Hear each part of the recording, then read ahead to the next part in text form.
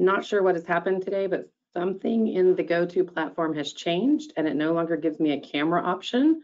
So this is Kara Poli. I am talking to you from the TDHCA office building, and we've got Justin Merrill and Catherine Cole with us to help with any of your 811 questions that we're not able to answer.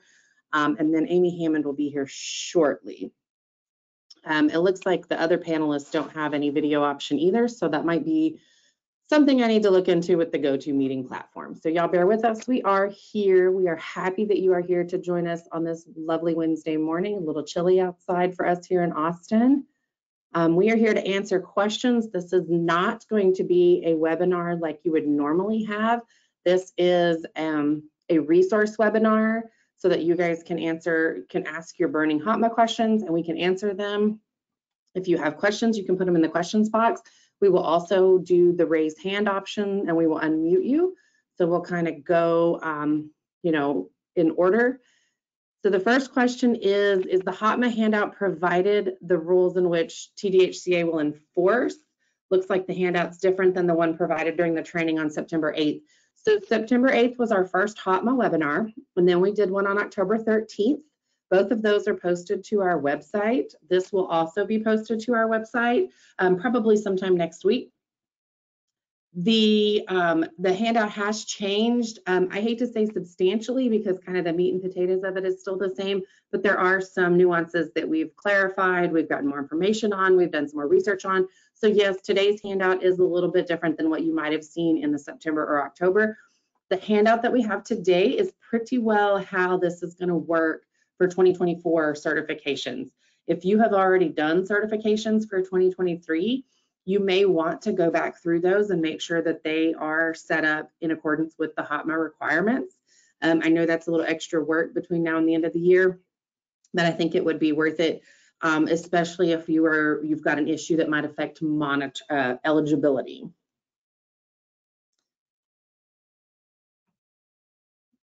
All right, I'm not seeing any hand raised. This is 100% going to be a webinar that's driven by you guys. So we're going to hang out here and we're going to answer questions. Justin, Catherine, if you guys have anything you want to add, please feel free to jump in anytime. So it looks like the next question is, so will TDHCA issue findings effective 1/1/2024? I don't want to say yes to that, and I don't want to say no to that. We're not the big bad wolf. We're not here to, kind of issue a gotcha situation. But if you have a household that say applied in December and is moving in January, and that household has a full-time student in it, and you did not properly calculate the student income, then there might be a situation where that does affect eligibility, and that would be a non-compliance issue. So that's why I say you want to go back through those files especially for new move-ins with the 2024 certifications and make sure that you are counting the correct income. The next question is, since our properties are 100% affordable, we do not have to follow the verifying of assets every 3rd year, since what we require is a short certification. So let me take you to that slide. We do have a slideshow just as a resource. It's the same thing as the handouts, but I'm going to go quickly to the asset portion. Apologize for the fast clicking. So for assets, as you can see on your screen,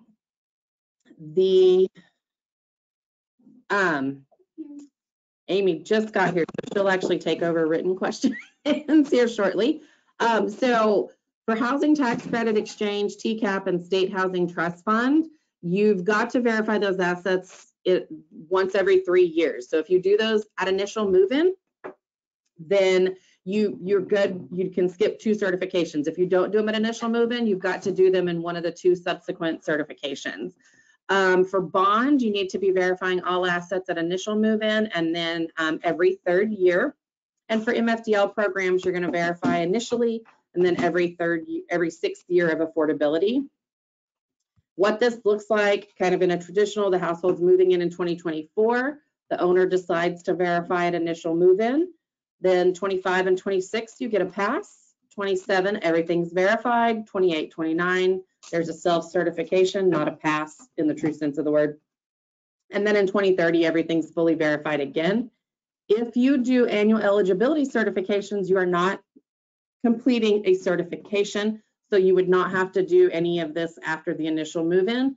And we're not saying that you have to verify assets at initial move-in because HUD has not made that a requirement, nor has the IRS come back to answer our question on that. So until or unless that becomes a requirement of one of those two entities, you would be able to do that. But here's what it looks like if you don't verify at move-in. They move in 2024. Then in 25, they self-certify. 2026, you've got to fully verify. We do have a clear answer on this one.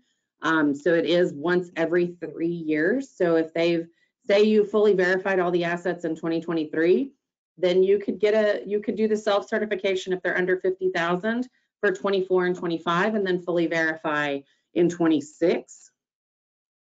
And then here's what it looks like with a pre-HOTMA household that moved in 2020, 2021, and didn't have assets fully verified anytime between now and then. Hopefully that answered that question. If not, feel free to type it back in there. Do I need to make you a presenter, or is it logging you in? Okay, we're trying to figure this out. GoTo has changed their platform. There's no more camera, so they can't see us. Weird. Yeah, and I'm only mad because I did my hair for you guys. Amy did too. And now we're here. Y'all can't even see us. Did the tick change again? And can you go over how the assets go onto it? Oh, lots of questions are coming in. Oh, you're good. I have to click on it. I don't know how the questions part works all the time. I don't do that part. All right, so the tick, I don't know if it changed again because I don't know what tick you were looking at. But we've got this example here where we've got 180 in a checking account. And then we've got a savings account with 2% interest rate. And then we've got 25,000 in real property. So here's kind of how that income maps out. And then here's what that looks like on the income certification. So we've got our checking account with a balance of 180. I don't even have a link. Oh, okay. Well, let me wait. I found a link. I think the GoTo people did some updates because it changed several things. Yeah. Sorry. That's okay. So this is what that's going to look like on an income certification. So the non-necessary personal property is less than 50,000. So it is excluded from net family assets. So we've got our total of non-necessary there. And then we have got our real property listed as well. And that's the only thing included in net family assets. I'm going to have to do something because I can't do questions. Okay, let me make Amy a presenter real quick. I have to make you an organizer. All organizers have equal rights. Okay, I'm good. Okay, now you can do it. Mm-hmm. Do you have the questions that came in before? Mm-hmm. Or do you just, so you have all? I have everything. I can just keep doing this. I shut it off and keep doing my. So we're to the 904 question from Dina. And then I can drive the. Okay. All right, I'm out of the questions box. Amy's in charge. I'm going to drive the PowerPoint.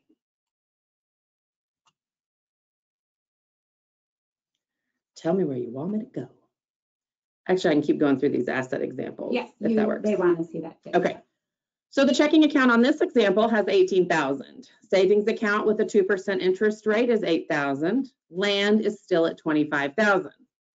So our actual income is still going to be $160. We will still not have any imputed income because the non-necessary personal property items are less than 50,000, so they are excluded from the net family assets. So our income certification will show all the balances, but then it will only have 160 in savings. So this is a big shift from how we've been doing it. There is no more imputed versus actual. So this is the new certification, and this is available on our website now. So we got our household members, our asset type, and then the C or the D in column G is current or disposed of. So if it's a disposed of asset, you would have a D here. And then column H is non-necessary versus real property. So you know that only things with the letter N go in this box here. And then the real property will always go here. And then the non-necessary will go in the net family assets if it is over 50,000. Column J, we've got actual versus imputed. That's what the A and the I mean. And there's an NA for the land because we don't have to impute that asset because the net family assets are under 50,000. So the only income from assets is going to be the $160 in interest from the savings account. And here's kind of the blurb about what I just said. Here is another example where our assets now do total more than 50,000. So our actual income is going to be 700 from savings because we're going to take the 35,000 times 2%. Checking account, they said, has no interest. The land we're going to have to impute because our net family assets have now crossed that $50,000 threshold. So our land is going to be $100. So our income certification is going to have 0 for checking, 700 for savings, and 100 for land. The passbook savings rate is changing for 2024 to be 0.40%. Here's what this one's going to look like on the income certification. We've got our non-necessary personal property added up to be a total of 53,000. And that gets our net family assets to 78,000 because non-necessary is more than 50,000. It gets included. So our total income from assets is 800. Here is another example where the net family assets is over 50,000, but the non-necessary is excluded because it's less than 50,000. So that 50,000 kind of has two bearings on this calculation. So our savings, our checking account still has no interest rate. Our savings account has a 2% interest rate on $300. That's $6. We will have to impute the land, and that's going to be $300. So our income certification is going to show 0 for checking, 6 for savings, and 300 for land. And the non-necessary is excluded from net family assets because it is under 50,000. So this is what this one's going to look like on the income certification. I see we've got hands raised. Do you want me to undo them? It's up to you. I can do them or I can. Oh, I will let you then, so I don't have to pull this back. Okay. Or well, I can do both. It doesn't matter. It doesn't matter.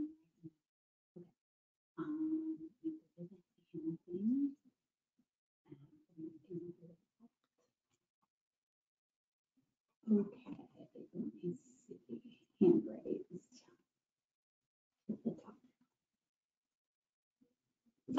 Kathy Salazar. Kathy, I will unmute you.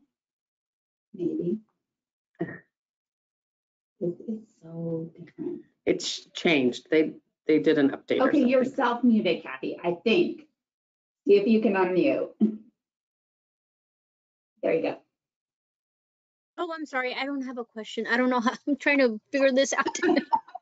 Sorry.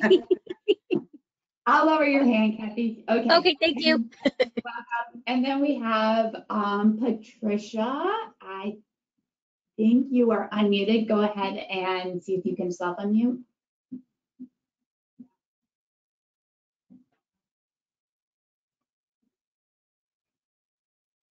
Oh, it says it's muted by me.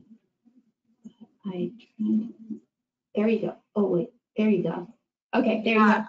I'm kind of with the last person. I have no idea how my hand got raised, so I apologize. I did have 2 questions in the chat because I'm a little slow this morning, so I don't mind asking them.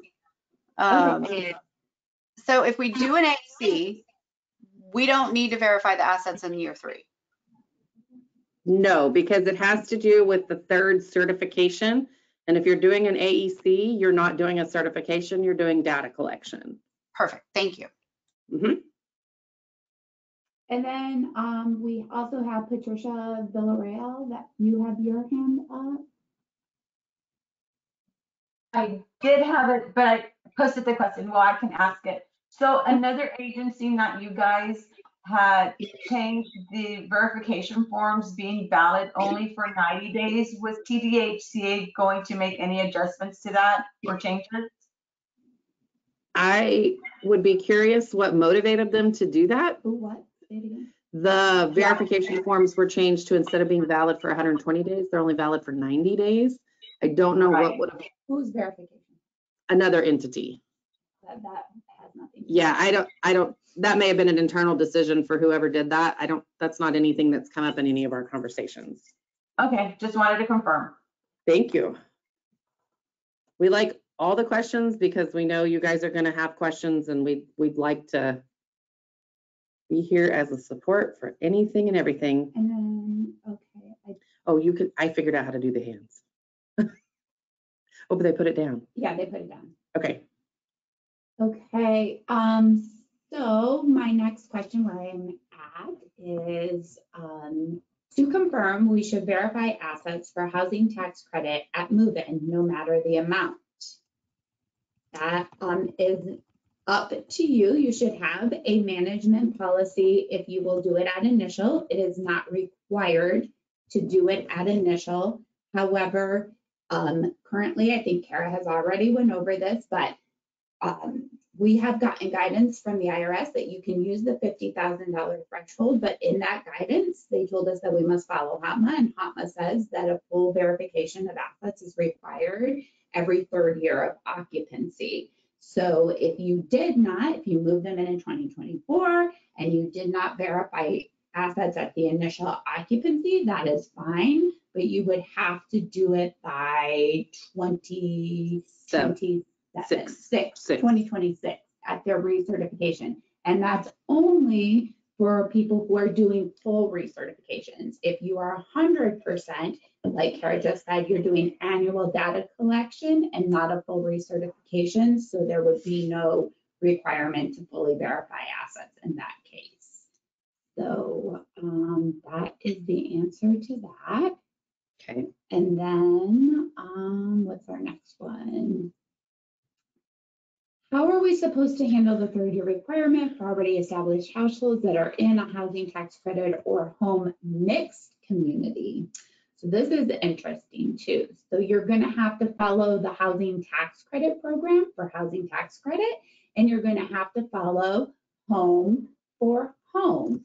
So that is because remember, we monitor the housing tax credit program as the housing tax credit program, and we monitor the home program as a home program. And if they have two different requirements, then we're going to look at these two different ways. So at one point, they probably should line up depending on how you do it. If you have somebody in a unit that has both home and tax credit funding in that unit, you could probably align to help with your 6-year requirement.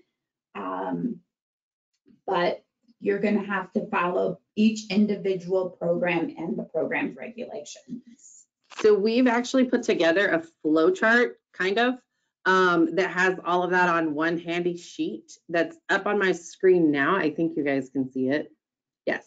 It's also in the handouts, but if this is something you want, I can email it to you as well.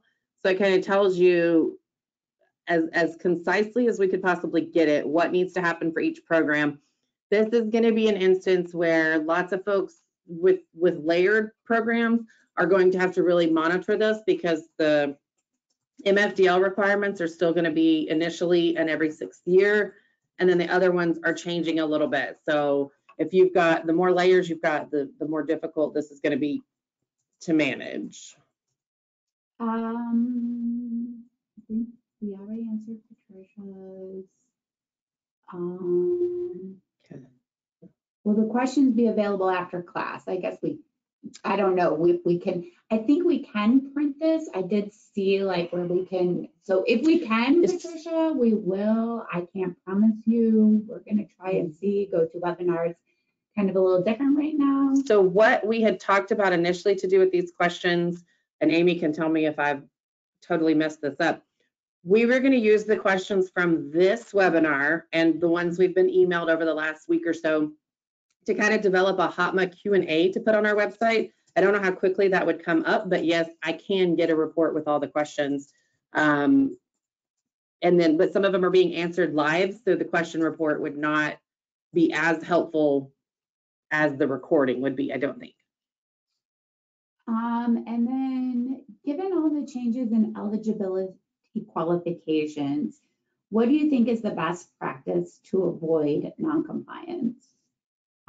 James, I think the best practice to avoid noncompliance is to make sure you understand that the major changes for HOTMA regarding just bullet points here, foster persons. So if you know you have a tenant file that has foster persons, this would be an area that you would want to make sure that you are handling correctly to avoid noncompliance.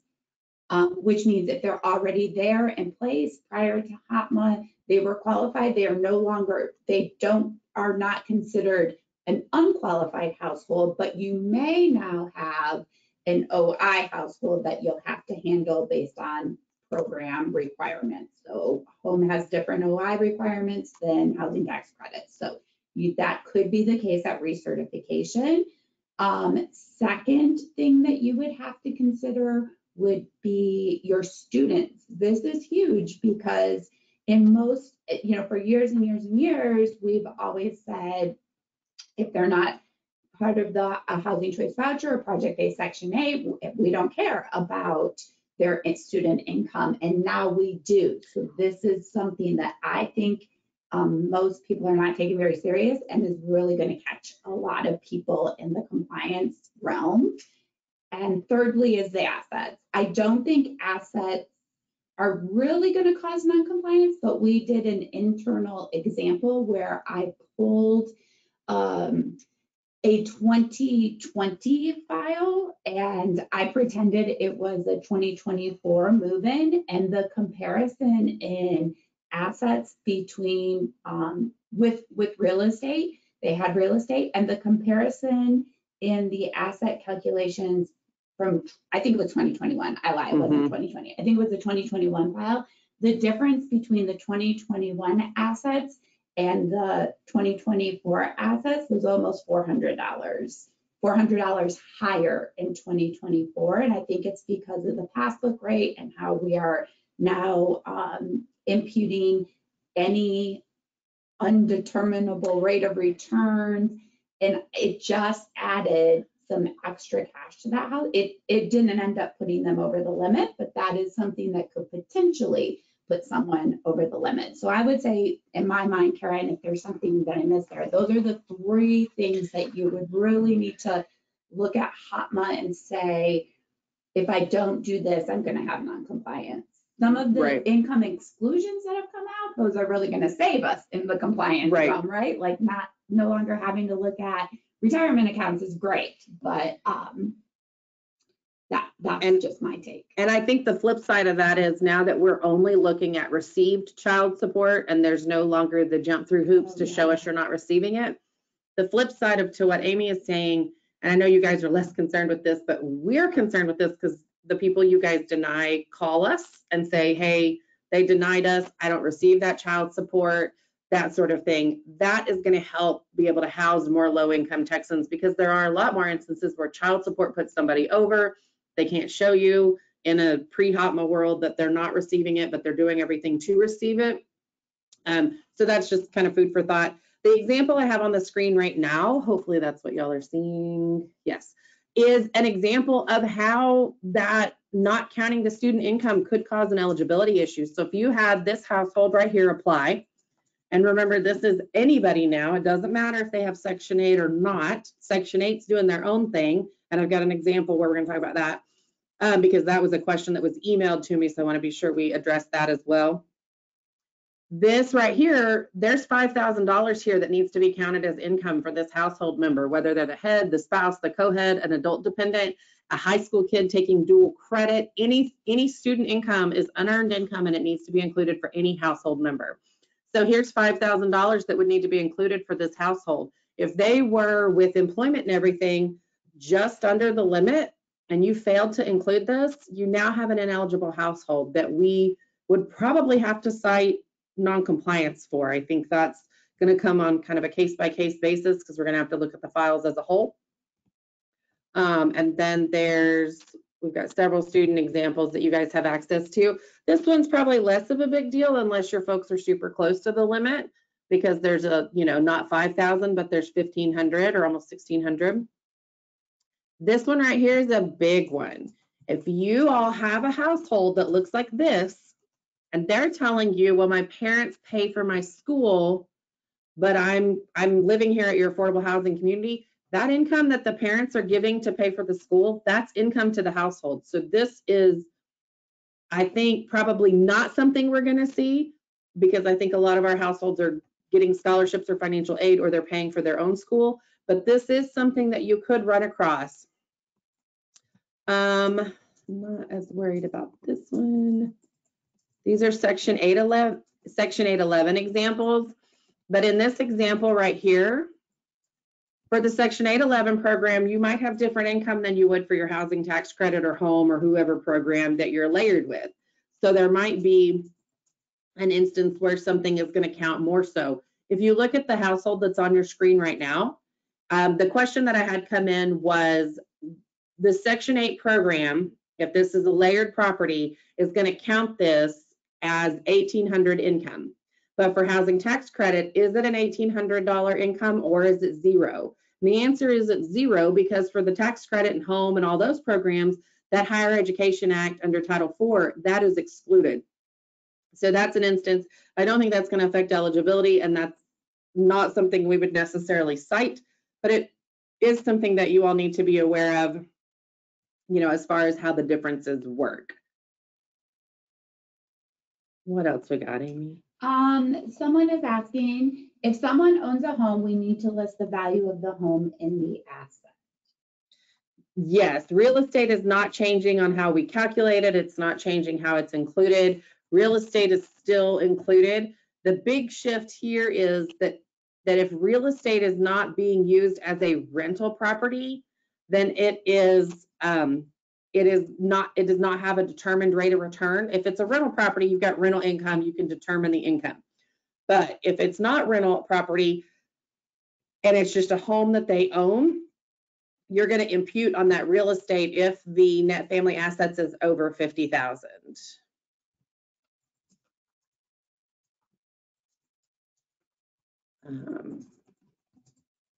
How we calculate the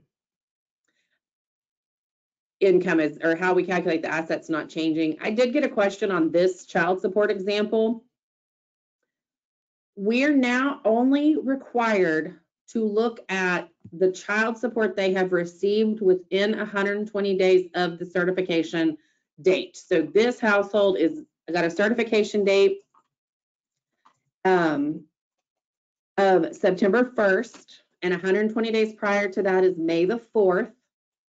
For my Star Wars nerds, I picked that for a reason because I can remember it. So we're going to use the amounts received within 120 days. We can see that that covers 3 months of time frame.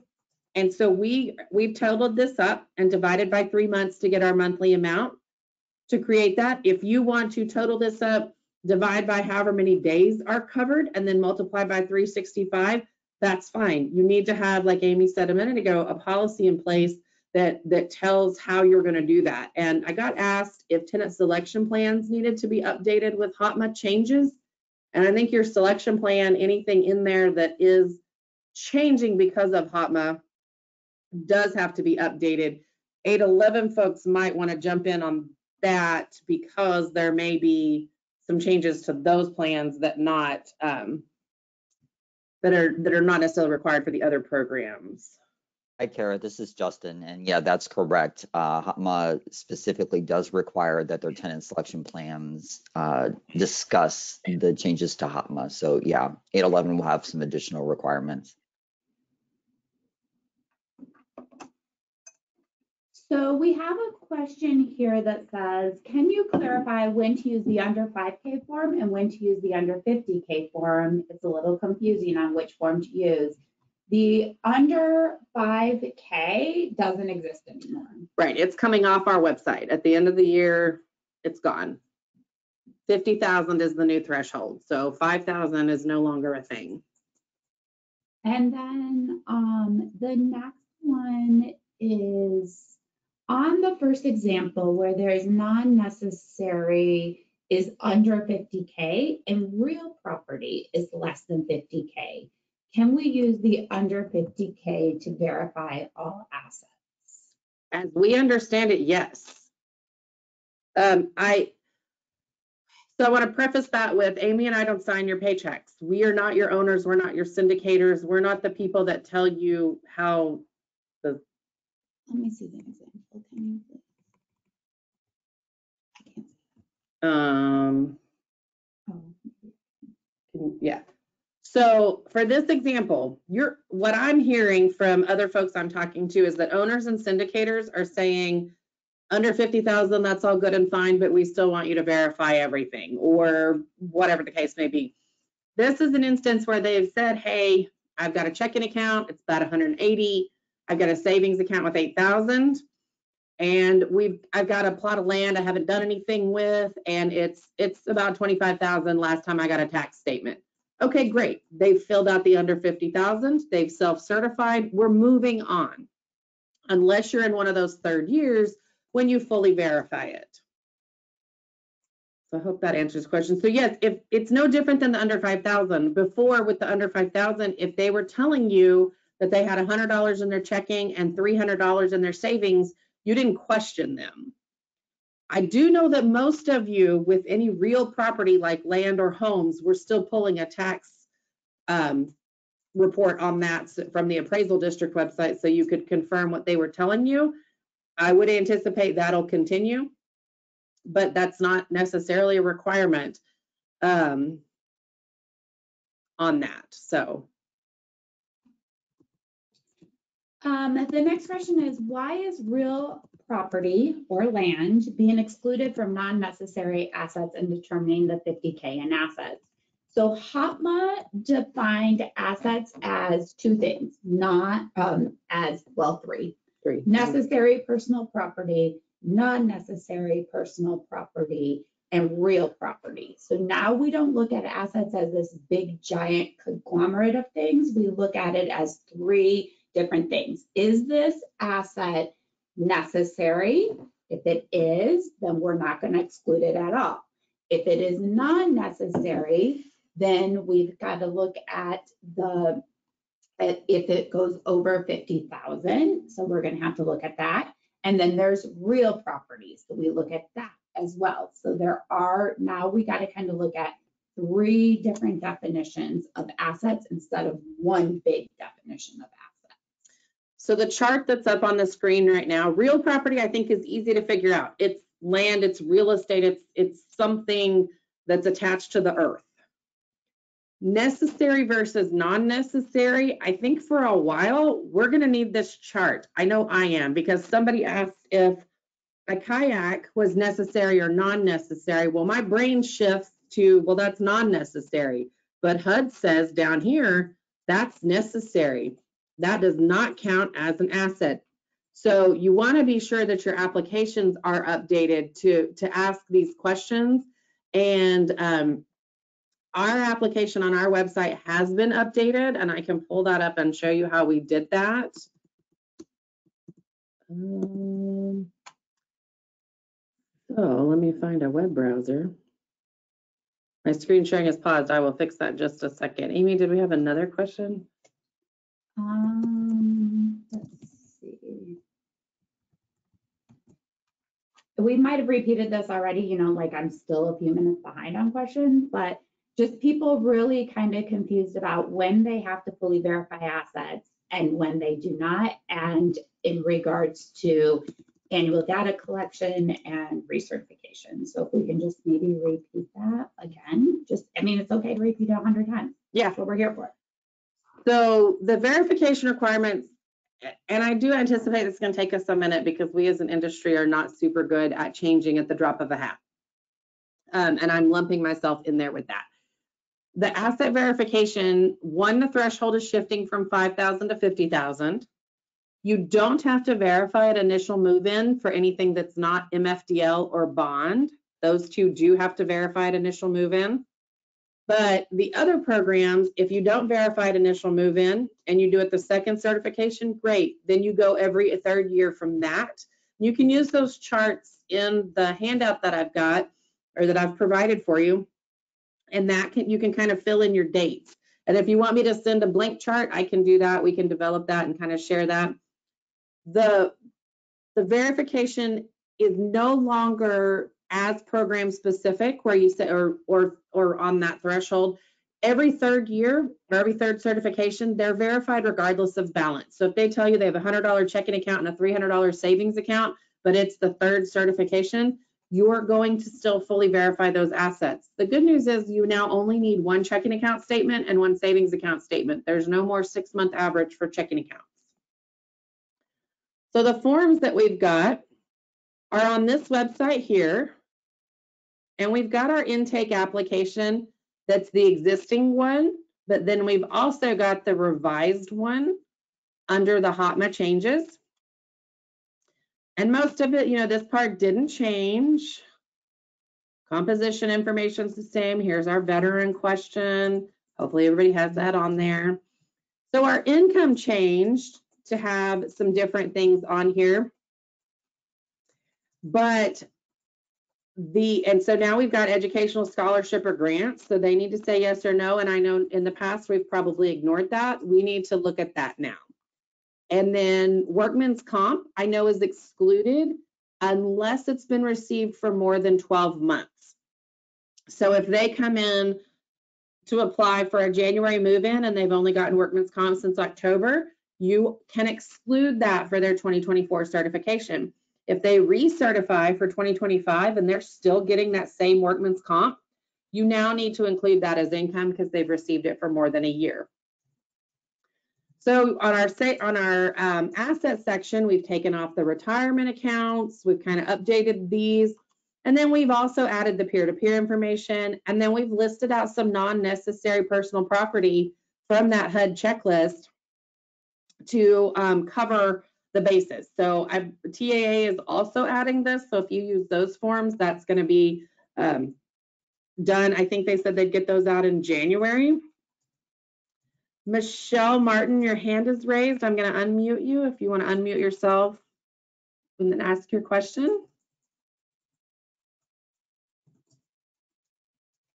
Oh, hand went down.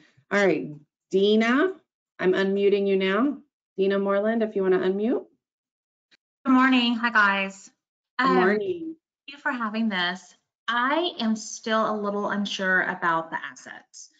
Okay. So we took a class with another entity, and we were told that when we have to verify them every 3 years, that the count starts when they moved in. That's correct. That is correct. Okay, so if someone moved in 2020, I am showing, because I did a chart too, I'm showing that we would have to do it under 50, 24, 25, and verify 26. Okay, so the hiccup here is that the HOTMA requirements are that it's every third year unless you can show, so the move-in requirements, I'm trying to figure out how to word this.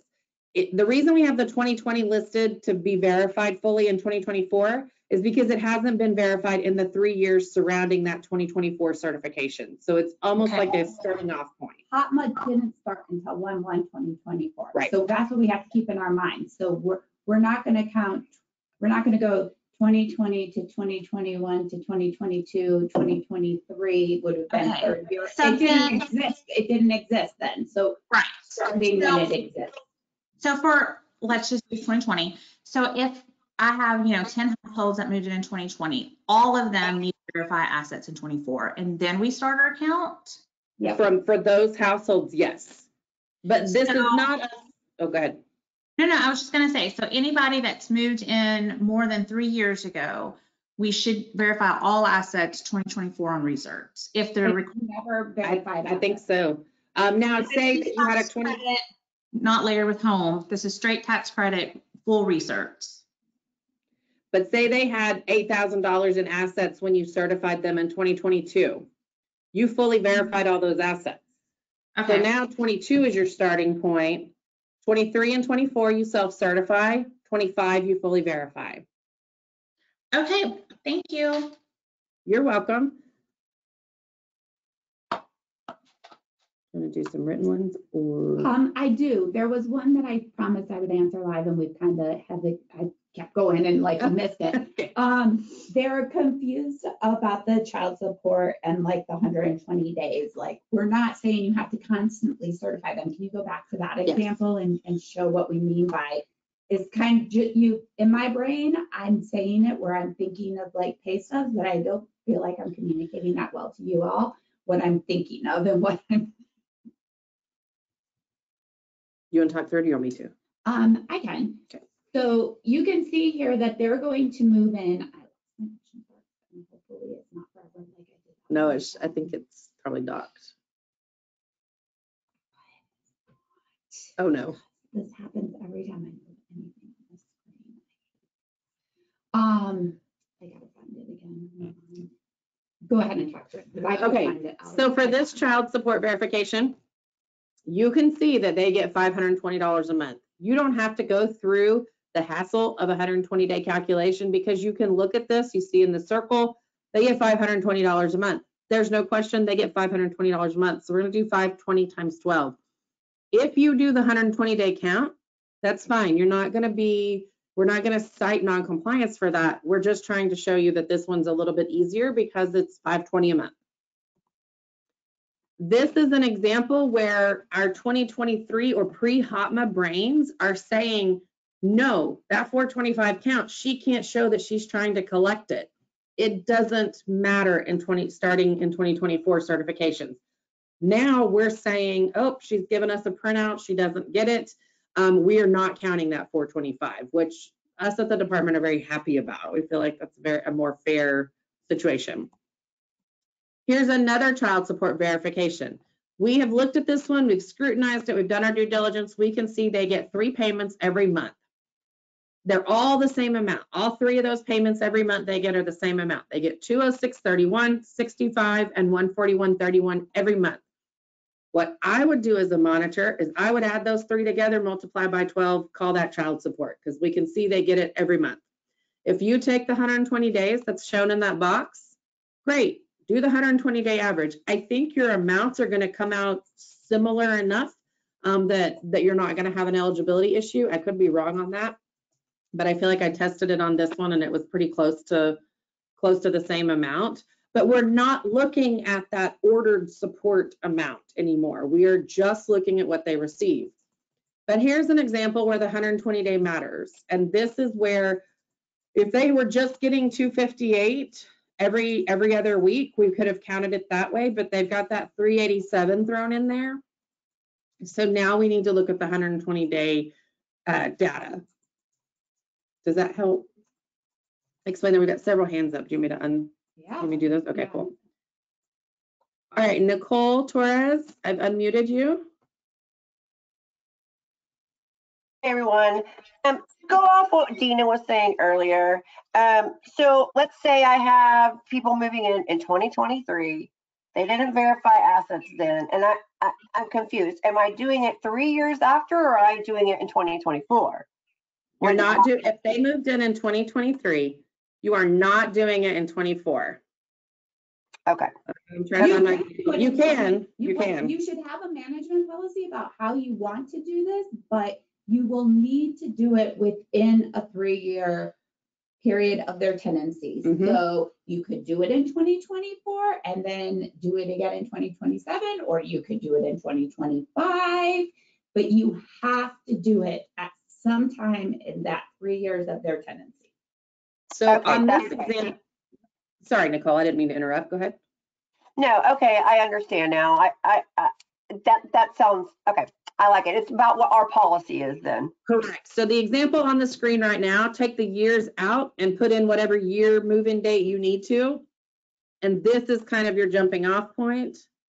So, you know, Wendy and Kara and I talked about this, and we could come up with something very, very restrictive and say that TDHCA is going to do this and this, but we don't want to. We want to leave it up to you guys. These are the federal requirements. This is what we're going to monitor for. Create management plans to comply with that. And what we're going to be looking for in a file is if this tenant, starting in January of 2024, if this tenant has lived here and they're in this 3-year period, have assets been fully verified during the 3 years of their tenancy. Like this, that's really, so have a management policy, treat everyone the same. Don't verify someone's assets and not someone else's, like treat everyone the same on how you're gonna do it and make it your policy. Okay, thank you. Thank you. All right, Elizabeth Cerna, I'm going to unmute you so you can ask your question. Yes, my question is for what about the post 15? We are still doing the verification every 3 years as well?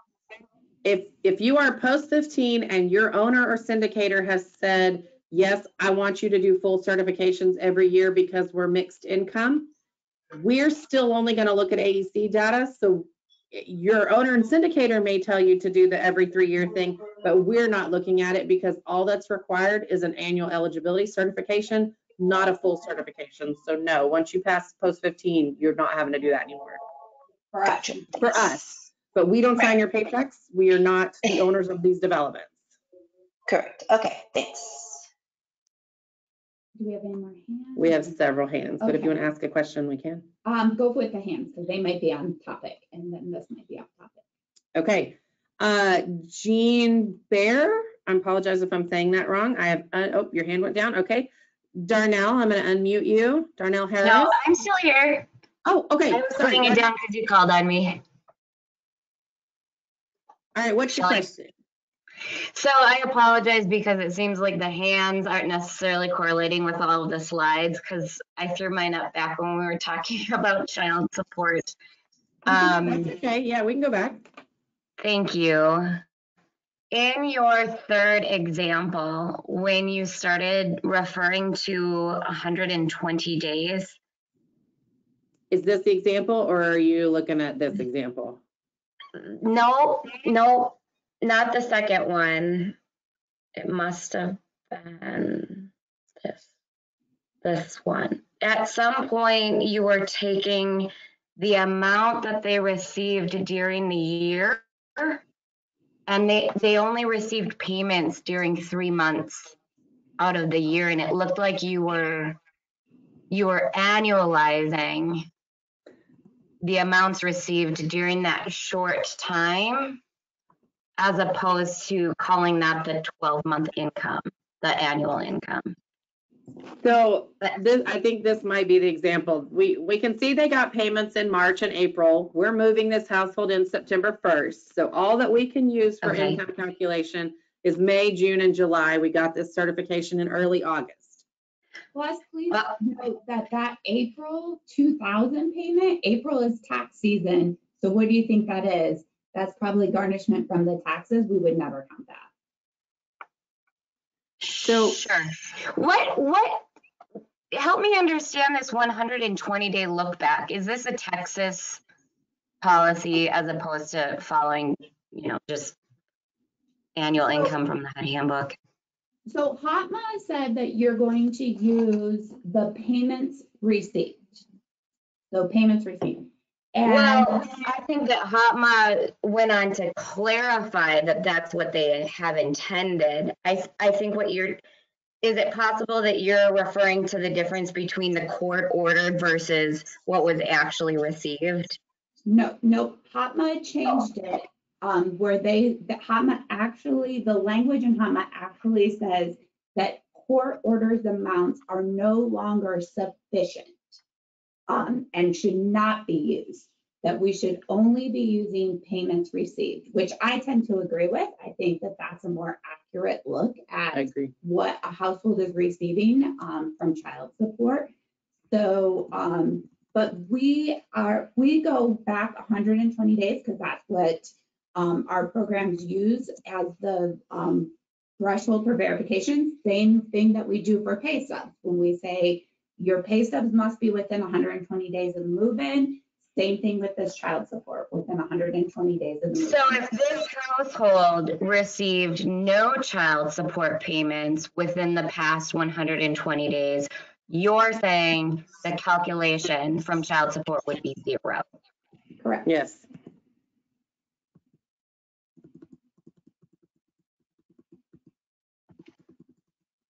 Oh, I've broken the sharing. Okay, there we go. Okay. Did that answer your question, or you have more? It answers my question for Texas. Thank you. Thank you. Darnell, you are unmuted. If you were the next in line, if you wanted to ask your question. Excuse me. Excellent. Can you hear me? Yes, sir. Great. Okay. One more time on the asset certifications.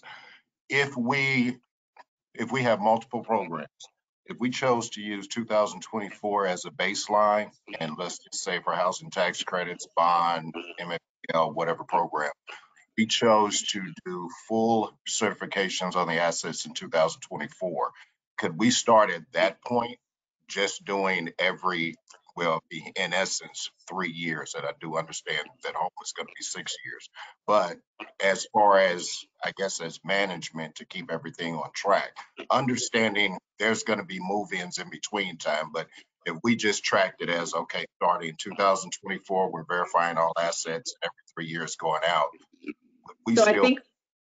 I'm sorry, go ahead. No, I was gonna say, for your existing households, everybody that's moved in up to this point, and for your 2024 move-ins, I think that's great. That gives you a clear starting point. But for those households that move in 25 or 26, you're gonna need to track your 3 years, because they're not gonna fall into that 2024 kind of umbrella. But for households that have moved in previously to the 2024 or in 2024, I think that's a good jumping off point to be sure that you are covering. Where did my example go? So like this one, where you've self-certified everybody. So say change that 2024 move-in date to whatever year. If you want to say that everybody that lives there now during all 2024 certifications, you will fully verify all assets, that gives you a good starting off point for the bulk of your property. But then everybody else, if they move in 25 and you don't fully verify in 25, but you do in 27, then you're okay. So if you're going to have a management policy though, because what we're going to ask when we come out is, hey, you didn't verify these that move in. They're about to have their third verification. Is this when you verify it, kind of a thing, until we kind of figure out what everybody's doing. Does that answer your question, Darnell? Yes, thank you. Okay. Karen, Krista, I can unmute you so you can ask your question.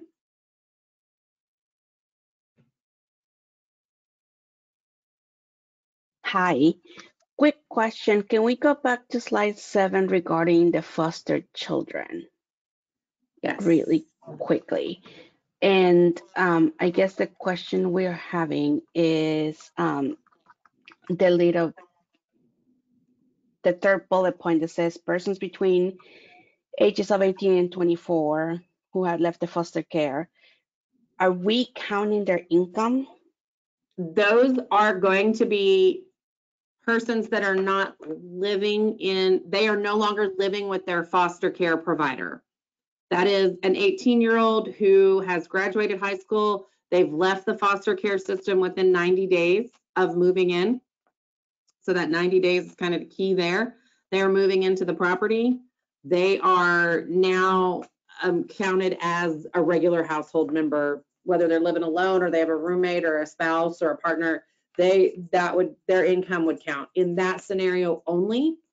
But if they are still living with their, like say Amy has a foster person that lives with her who is graduating high school, turning 18, receives Social Security, but they're still technically in her foster care and she's moving into your affordable housing community, and she can show you the welfare paperwork that this is still somebody that is actively in her foster care, that person does not count.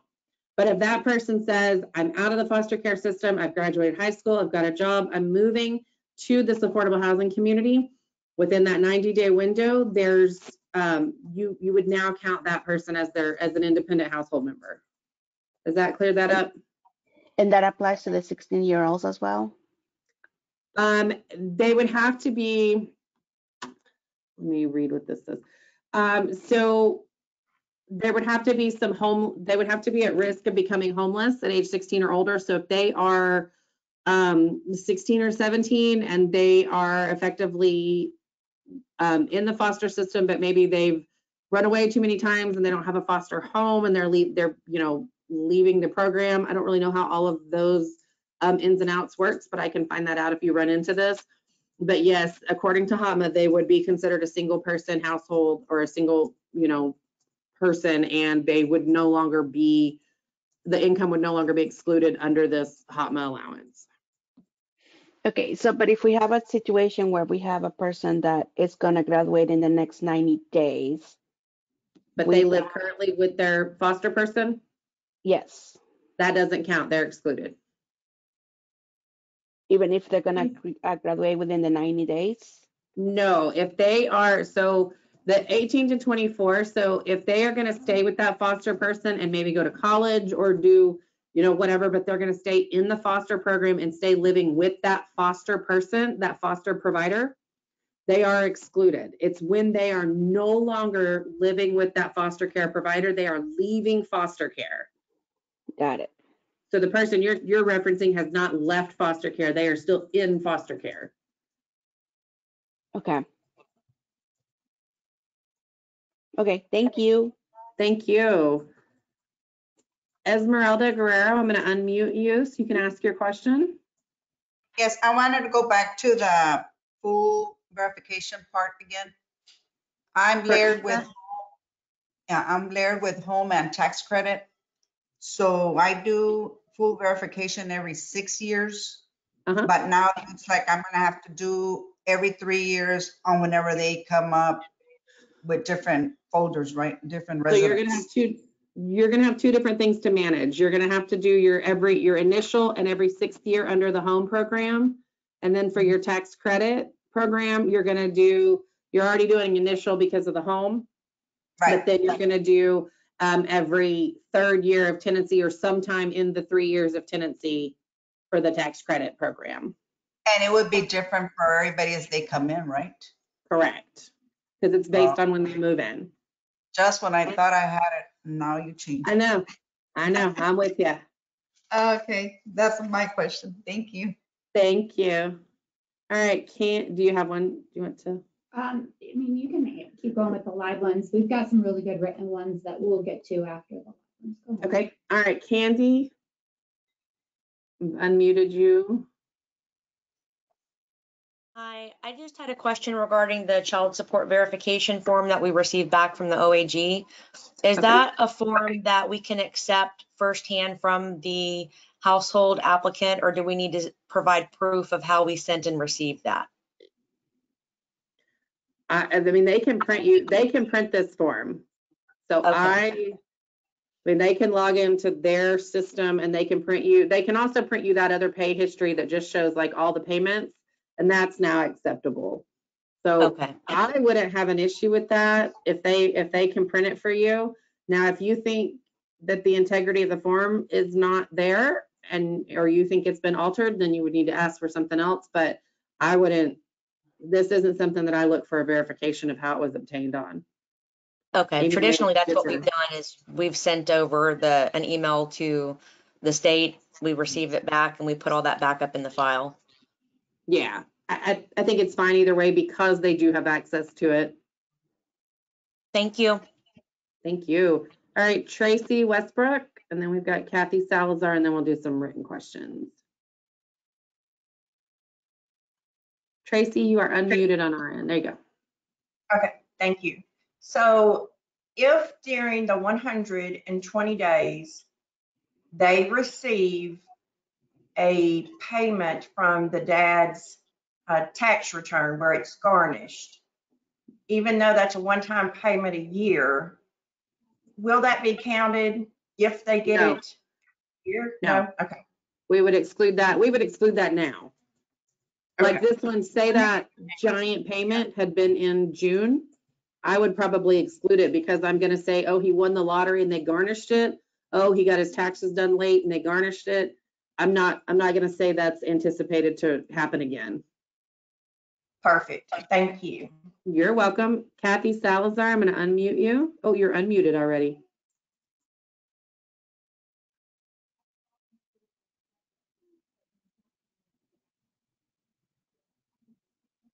Kathy, are you still there? Oh, yes. okay. Sorry. Okay, so I have a property that's tax credit, home, and CDBG.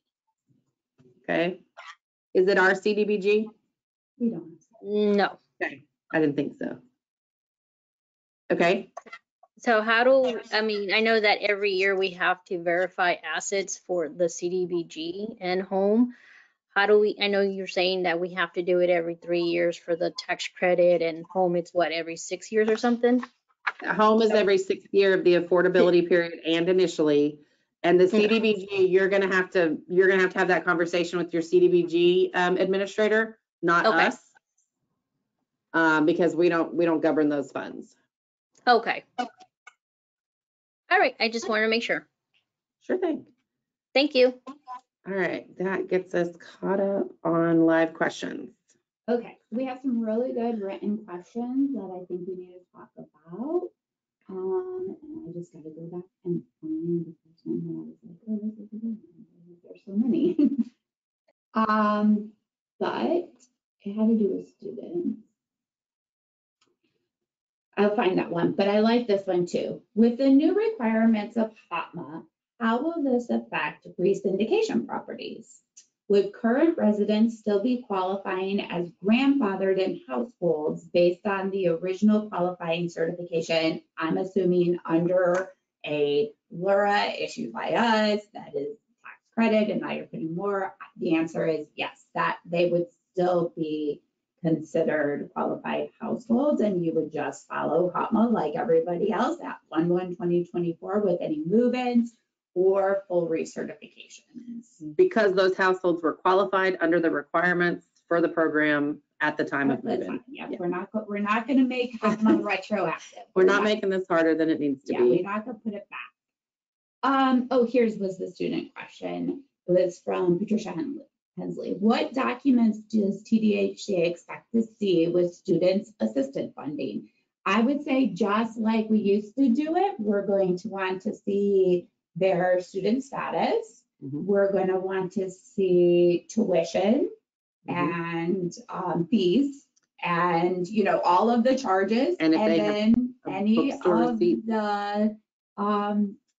any of the assistance that they have been receiving. So any grants, scholarships, loans, whatever, put it all in there, calculate it out. And that's how you're going to, that is just like back when we used to do students. So we're bringing it back. And now you can include books and supplies, but they need to document that. And I don't know that a trip to Walmart to buy school supplies would be, you're going to need to have some policies in place and look at that. A bookstore receipt, obviously that's, that's from the school. Room and board, if it's a student that lives outside the household, but is, still part of the household, that's included.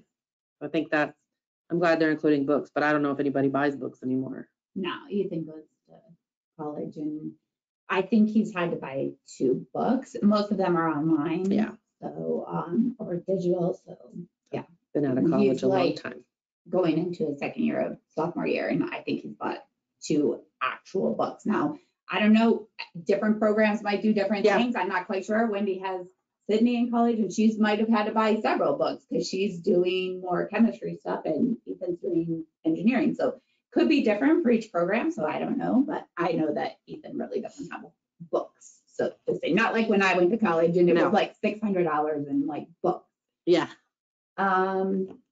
Then you went and sold them back, and it was a free for all after that. Well, and it was literally, yeah, everybody partied after Yeah. the book return because they had cash, right? It was like, hey, I have $200. What are we doing? Then the next one has, is there been any clarification, or can we provide some clarification on what is acceptable to verify non-necessary personal property like recreational vehicles, boats, and jewelry? So for vehicles, you would use the Kelly Blue Book. So for boats, that kind of thing, you're going to use the Kelly Blue Book. If they just bought the boat, have them bring in whatever they bought it for, I guess would work.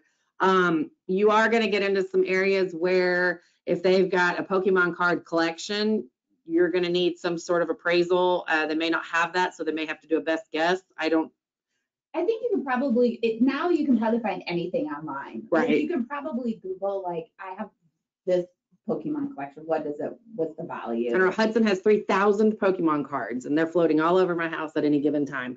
Yeah. Maybe one of them's worth $800. Maybe some of them are worth $4. Who knows? The rest of them, Landry, my 4-year-old, cut an apple in half with a Pokemon card the other day. That one's probably worth nothing because now it's got apple juices all over it, but it was a really hefty Pokemon card. Wow. So it's going to depend. Some of those folks are going to have they're going to have an appraisal. So they're going to say, no, I have this collection of baseball cards. It's this amount, it's insured, it's appraised, that sort of thing. The jewelry, same thing there. You can probably figure this out. I think the goal is to not make it harder than it needs to be. But if they have like a wedding ring, then it's not going to be included. What's going to be included is if they said, I love the Queen of England and I want a replica of her crown just to have it. And it's actual replica. It's got the, real stones or whatever. That's going to count because that's not religious or familial. So that's where I don't think we're going to see a lot of the jewelry stuff. We will see. I know when I was the property manager, I did have people with boats and RVs. And so I feel like you'll see that. But other than that, if you run into one and you're just really not sure how to verify it, reach out to myself or Amy. We can absolutely help with that. I'll put our emails in the chat in case you don't already have those. What else we got, Amy? There was a really good question here. That I wanted to. Oh, I'm getting lots of questions about this 120 days and the child support.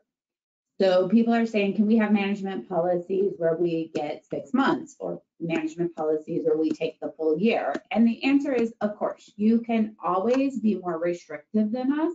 However, I would also do a quick 120-day calculation because remember, when we come out to monitor, that's what the monitors are going to pull is the 120-day calculation for eligibility.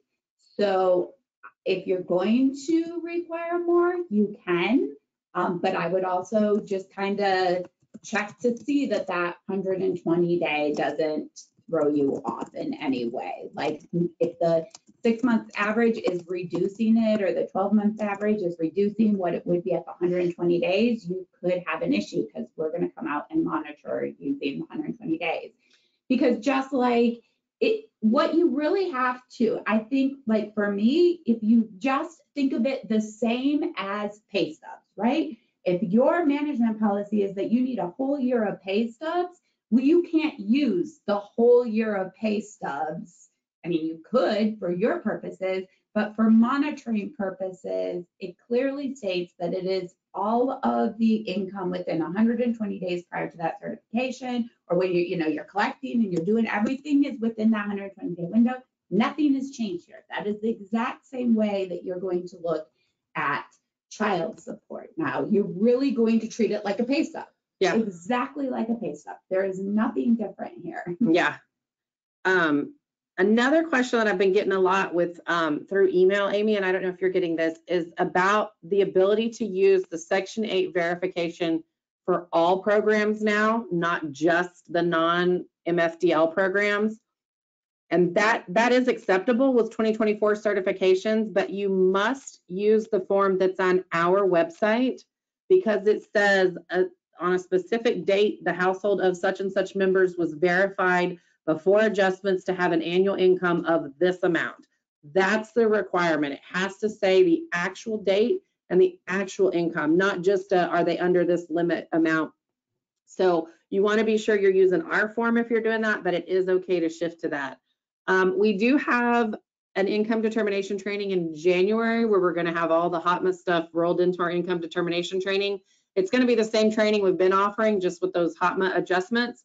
So if you want kind of another, opportunity to look at this, you can register for that. I just put it into the chat, the registration link. That email will go out next week as well. So here's a question. It says, is it 100% okay for companies to make a policy that we're just going to verify assets every single year on full income certifications? Absolutely. Sure. And a follow-up question to that somebody put in that I think is a good point is, remember, verifying assets now just got a whole lot easier because we're no longer getting 6 months of checking. It's just the most current month of checking, most current month of savings. And for most of our tenants, that is the extent of their assets. Maybe some cash on hand, which is just verified by them saying, I have cash on hand. There's no other way to verify that if you needed to, but you could always use the under 50,000 cash on hand still on there. But again, we're just, if it's over 50 or if it's at one of the years where you're trying to verify all assets, then, a self-cert is what you do for cash on hand and get one checking, one savings. And that's the majority of our tenants when I look at files. They have a checking, we have a savings. We may start to see some people disclose some of these collections and stuff, and that we're just gonna all have to work together. And I think Kara has probably already said this, but we're here for you. So if you get somebody that comes in and says, I have a miniature figurine collection worth $10,000, and you say, okay, we have to verify that because that with your checking and with your savings puts you over 50,000. Now we've got it, or we're verifying assets every year per our company policy. We're verifying all assets no matter the amount every year. We're not using the threshold. Then you reach out to us and we'll figure it out. I mean, maybe we Google what a miniature and take an average. And we just figure it out. And we're all in this together. I have never figured out a value of a miniature figurine collection, but we'll figure it out. Yeah, and I don't think the intention, and I didn't write HOTMA, I wasn't involved in that, but I don't think the intention was to put a burden on low-income households to have to pay an appraiser and have all that done. I think the burden, we kind of have to all work together and figure out, a best course of action. I do have a live question. You want me to? Yeah, go ahead. All right, Jessica Wells, I am unmuting you now.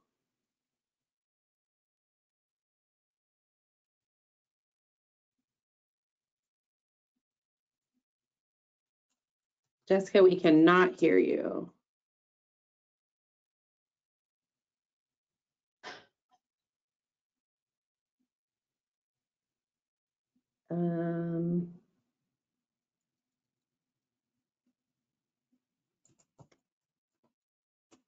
Is your microphone on, Jessica?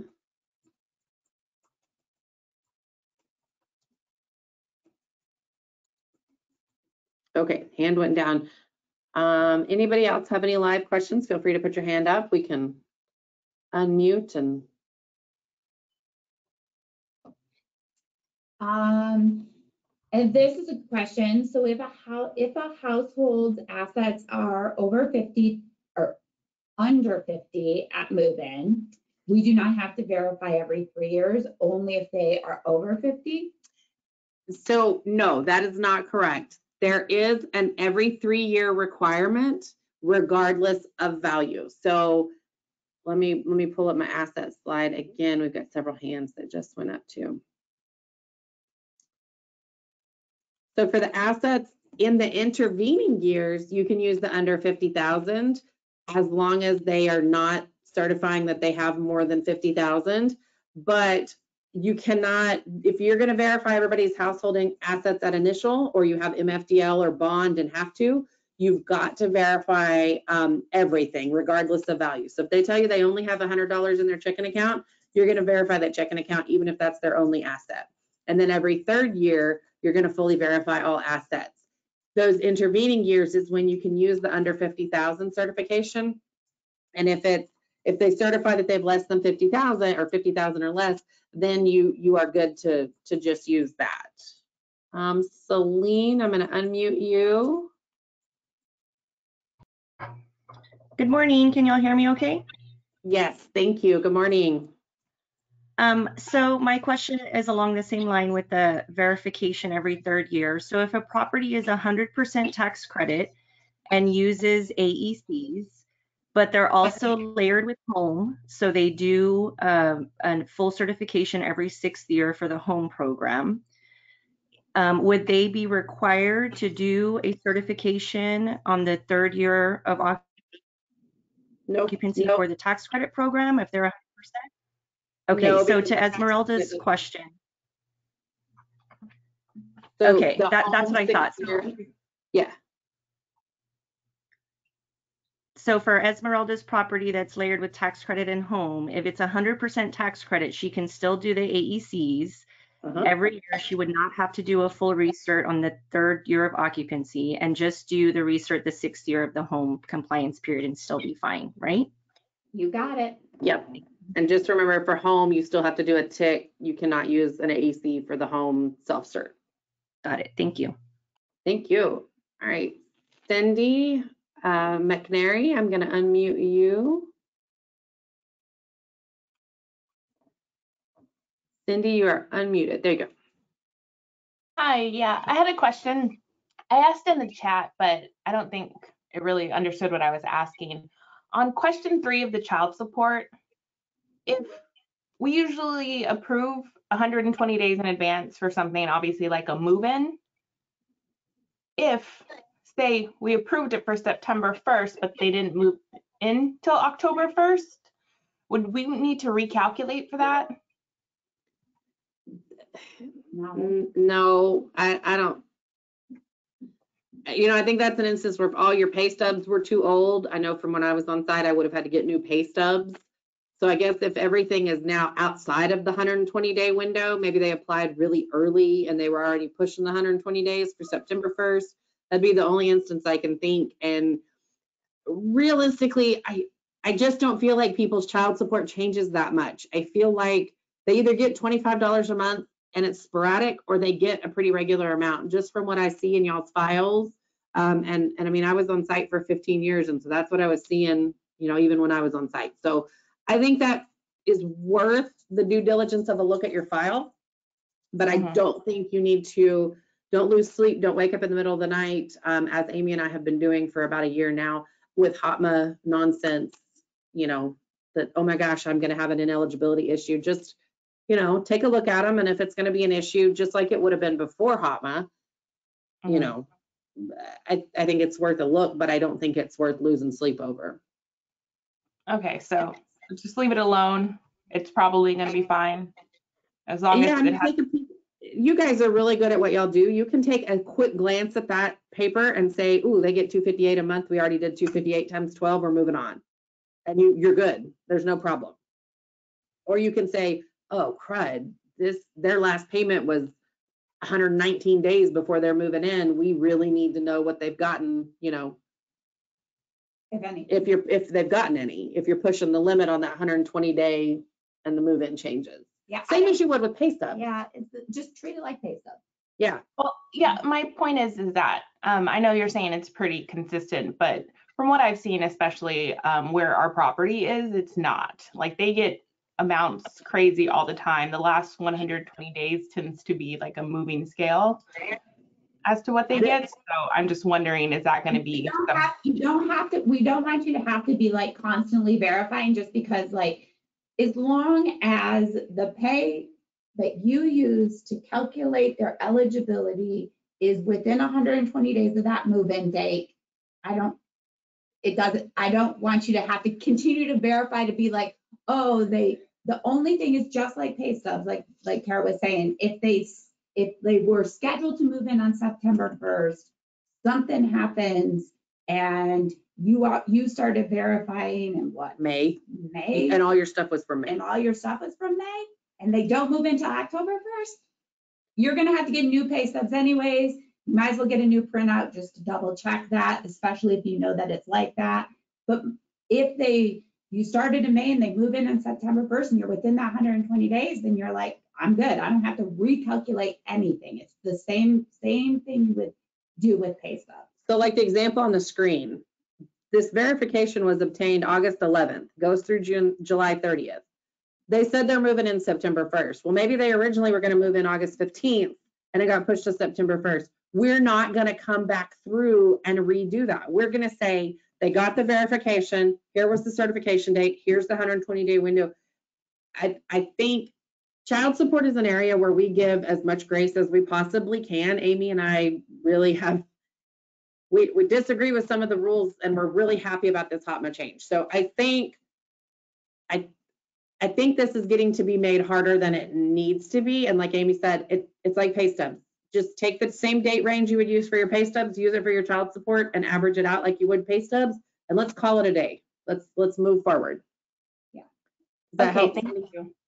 Yeah, it helped. Thank you. And we're really not trying to be flippant about any of this. We really think this is going to be an easier process for assets, for child support, for income. We think it's going to be easier as long as we can all work together over the next 12 months. And really, you guys ask the questions. We're going to be, looking in the files and seeing what we're seeing, and we'll be here to help you with it. Yeah, and just like Kara said in this example, of course, this person probably looks like she's getting payments monthly. They're not very consistent, but looks like she has some in April or in May, some in June, some in July.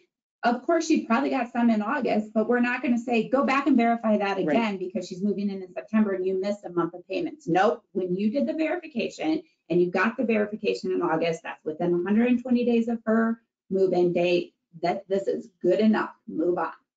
And that's how we would have been doing this child support anyway. We would have looked at this. I know I would have looked at that and said, $258 every other week, put it in the checklist. I really feel like Wendy Quackenbush was a fortune seer, because many years ago at a staff meeting, she told us this is how we should look at fluctuating child support. And now look at it. Now it's federal. Good job, like Wendy. She knew it was coming. You're magical. So I think it's going to be a good change. Here we have a good question along the same thing of child support is, TDHCA has never required us to verify child support when the applicant indicates that they are not receiving. Is this still true? Absolutely, 100%.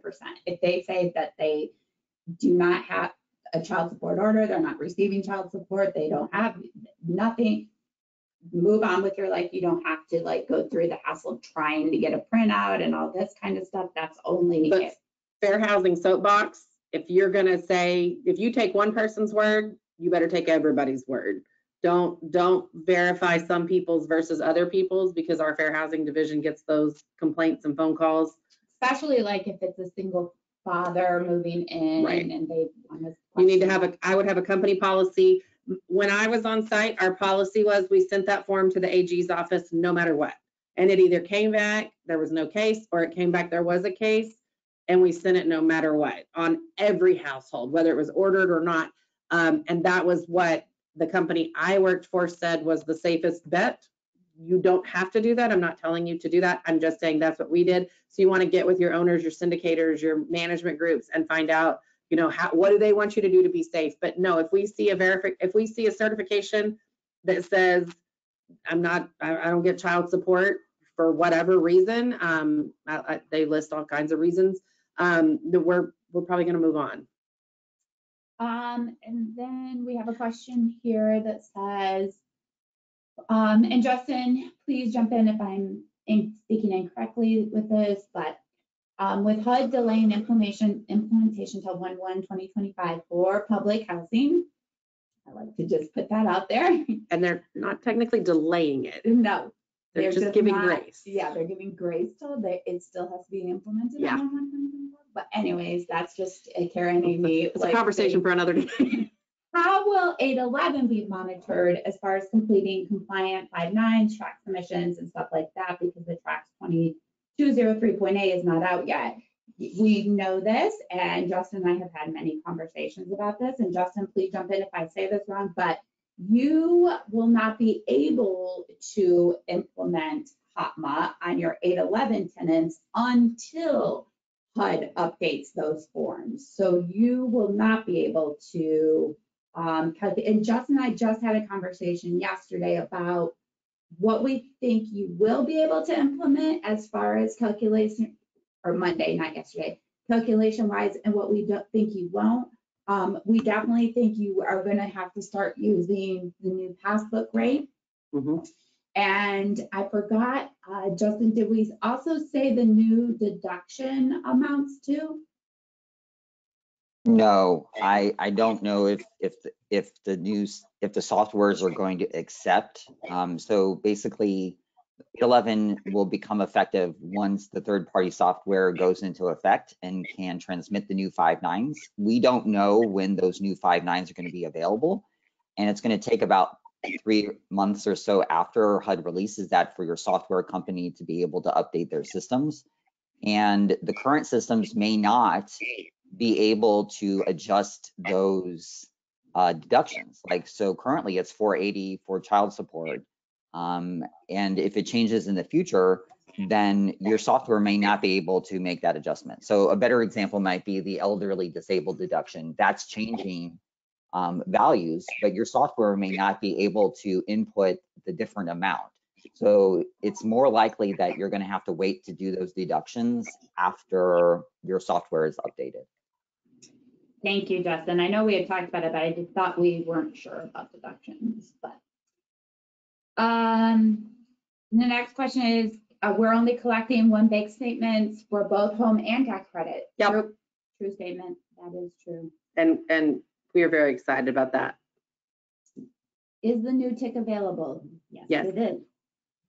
Can you show them real quick? I can. Oh, I have to switch my screen share before my computer panics. Okay. So let me go to share. Uh-oh, you got to plug in.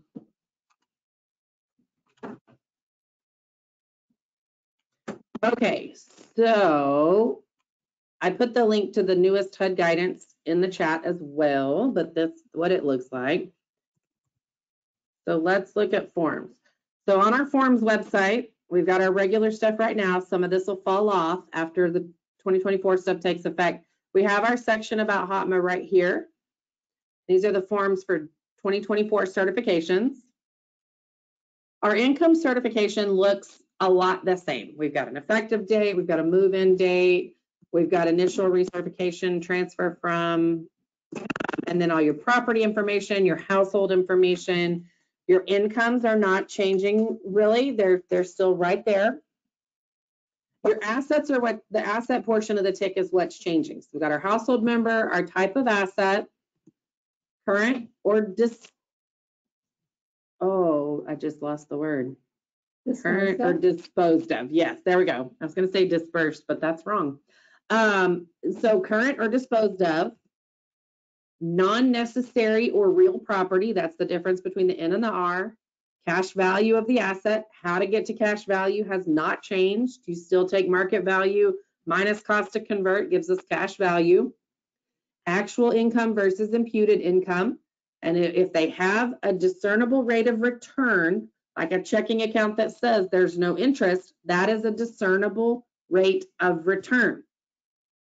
If they don't have, they can see the tick right, yes, okay.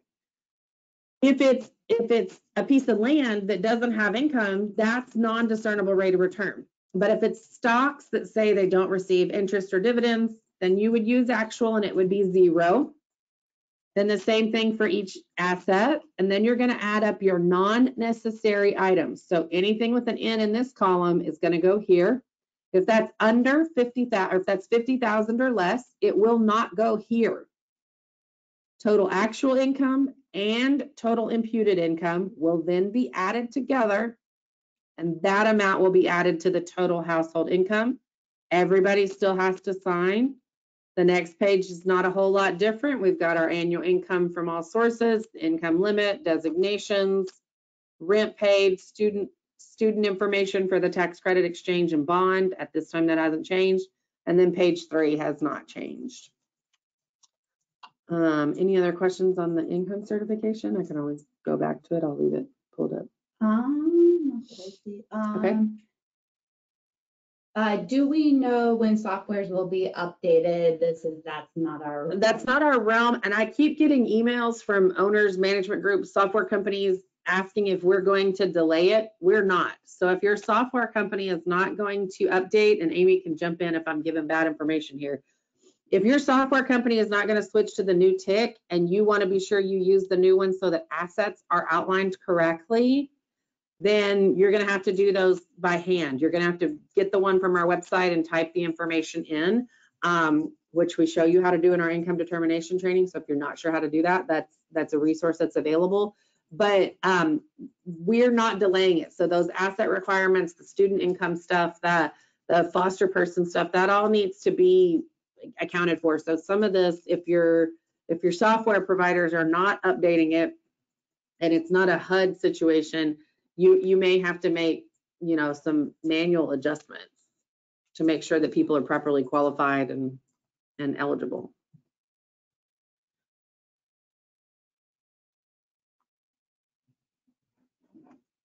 What else? I don't know. Mine keeps freaking out. Okay.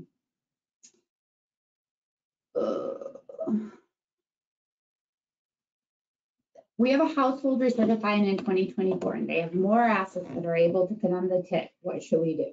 Same thing you're doing now, add another page. You guys already do that. So that is not, take that asset section, copy and paste it, make a new page, make another page, or do like you do when you have a 9-person household. Just do another page 1 and say, this is for adding that extra person or extra income or extra asset. Our software update is delayed due to HUD. Do we wait for our software update or just do the TIC by hand? You should probably just do the TIC by hand. It's also available, I think, in both PDF and in Word documents. So you could do it electronically on your computer that way if you wanted to keep them electronic and not by hand.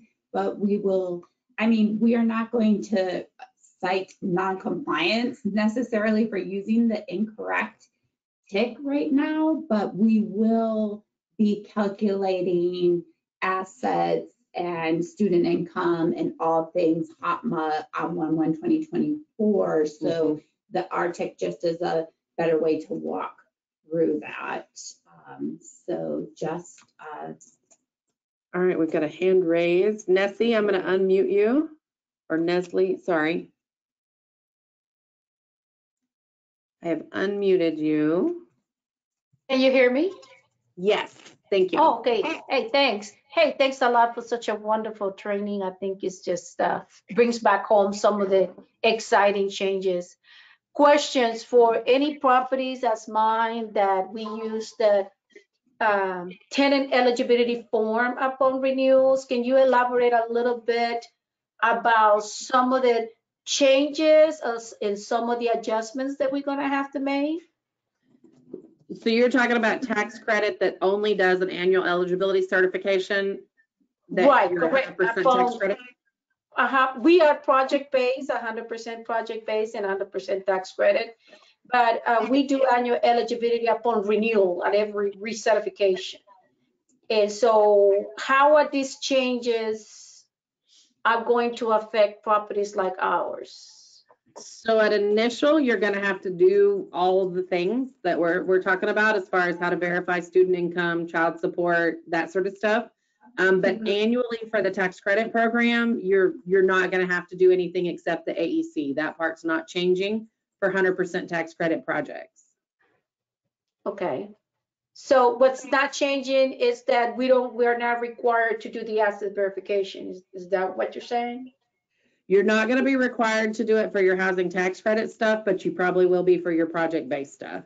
Of course, yes. Okay. All right. You answered my question. Thanks a lot, ladies.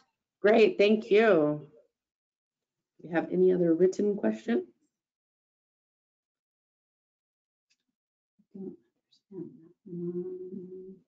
Nicole has another question. Okay.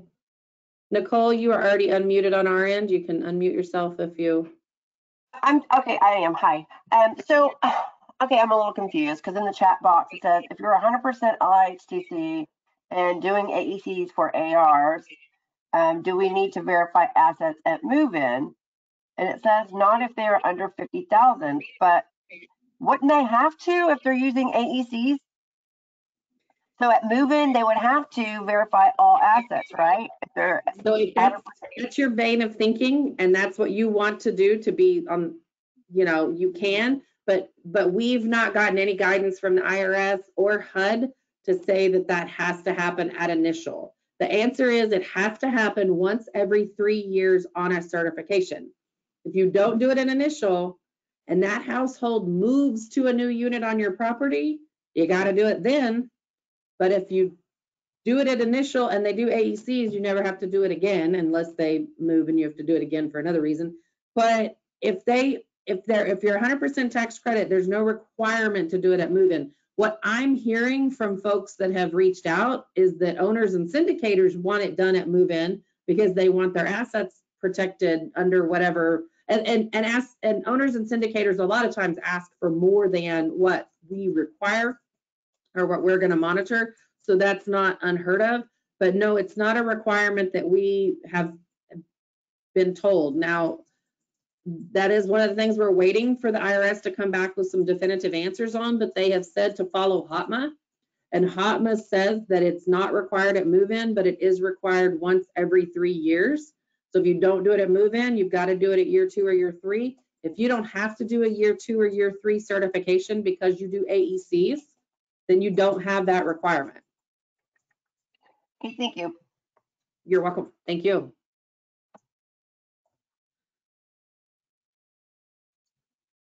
Okay, is a full recertification every 3 years, or do we just do an AEC plus under 5K form for assets? What forms are required for the 3rd year? Okay, if you are 100% tax credit, you would just do annual data collection, which you can do on the annual eligibility certification, or you can do it on the income cert. Or if you are layered with project-based, you can use the HUD 5.9. If you're layered with RD, we also accept that. Totally up to you. Any of those are acceptable forms for annual data collection. So that you would just have to do that and not the under 50. That you would just one of those forms. If you have market rate units somewhere in your property or in your project, I guess we got to talk about projects if we're talking about housing tax credit. If you have market units in your project and you're required to do a full recertification, then you have to, nothing has changed about that requirement, that would still happen annually, not every 3 years. Please do not get confused with that. You would still fully recertify every single year, but somewhere in a 3-year period of tendency, then you would have to say, at year 2 recertification or year 3 recertification or at initial, however you want to do it, your management plan can be however your owner, syndicator, management company wants to handle that. You have to fully verify all assets no matter the value. So if they only have $500 in a checking account, you just got to get that one checking account statement and verify it. So please remember, if you're a project that has markets and you have to do full recertifications, you have to do those annually. It's not changing that to every 3 years. You have to do that annually, but somewhere in that 3-year period, whatever your policy looks like, you just have to do the full verification of assets, no matter the value. Hope that answered that question. Hope so too. Financial affidavit forms go under familiar support or other on the intake application, both for family and non-family. I'm not quite sure I understand that question, Tanya. If you could elaborate a little, that would be helpful. If a household is under 50K assets at move-in, and we take the under 50K self-cert, and we don't verify them to move in and then move to annual eligibility certs, is that in line with the ruling and we would never have to verify assets? This is our understanding because HOTMA does say that full verification of assets is not required at initial. That's why we're saying it's up, but somewhere in that 3-year period of tenancy, it is required, but that's only for people who have to do full certs. So you're right. In this scenario, the way we are understanding it and what we are moving forward as the State Housing Finance Agency here in Texas is we're going with the letter of the law, and that is how we're going to monitor, and that is how we are going to do things. That if in this scenario, we're saying, nope, you would not have to fully verify at initial because HOTMA says that.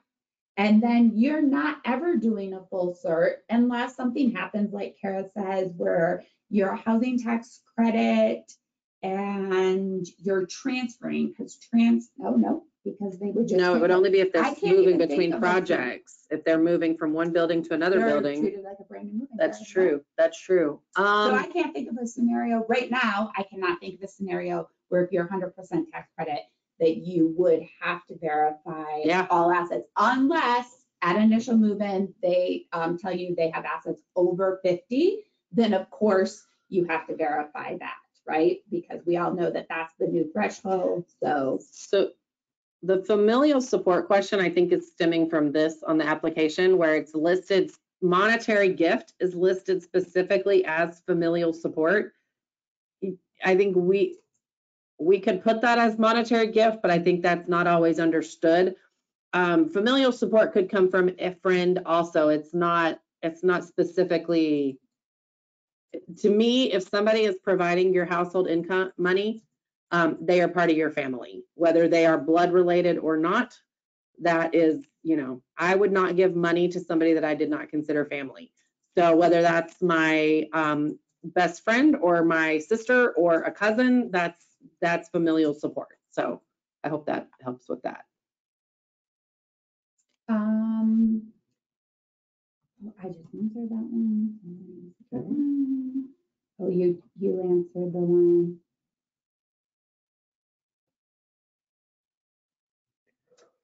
And okay, so if we are a mixed housing tax credit property and the requirement is to verify every 3 years, it's only if it's over 50K. No. That the over 50K is the threshold for allowing that self-certification. So if at move-in you say, we're not going to verify assets unless they are over 50K, we're going to use the 50K self-cert. And Kara moves in, and she moves in January of this year. She's getting ready to move in right now. You're verifying all of her stuff. And on her application, she says she has a checking account with $5,000 in it that is non-interest bearing. And she has a savings account with $200 in it, and it earns 2%. And that's it. She can sign that under 50,000. You're going to put the checking onto your income cert. And you're obviously going to use actual income, which is 0 because it's not interest bearing. And then you're going to put the savings account in there, and you're going to use actual income, which is the 2%. And then you can use the under 50K.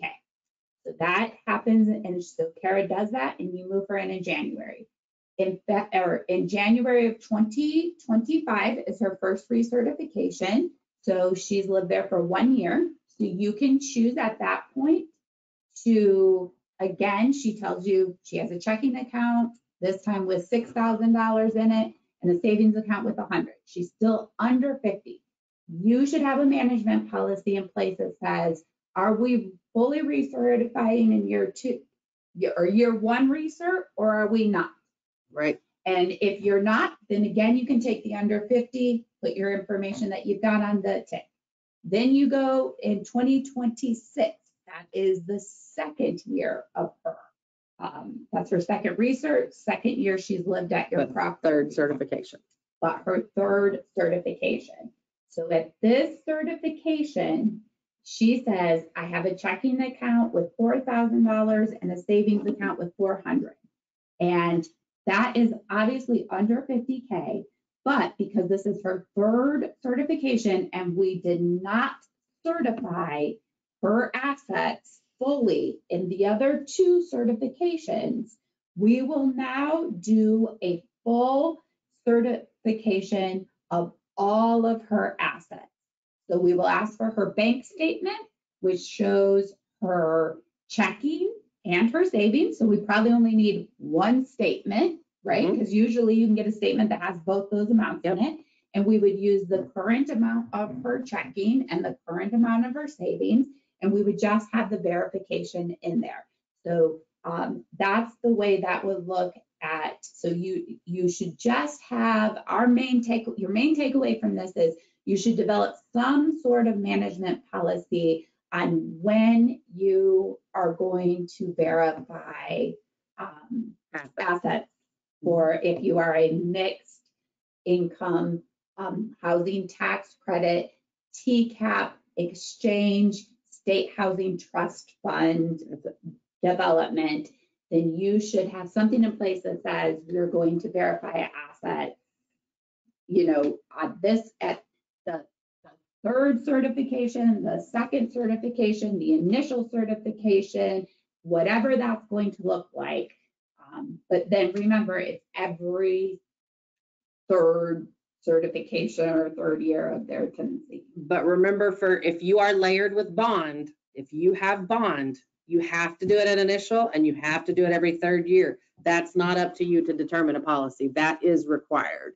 I've got a live question. Okay. Nestle, you are already unmuted on our end, so you can unmute yourself. I got perhaps a suggestion here. I don't know.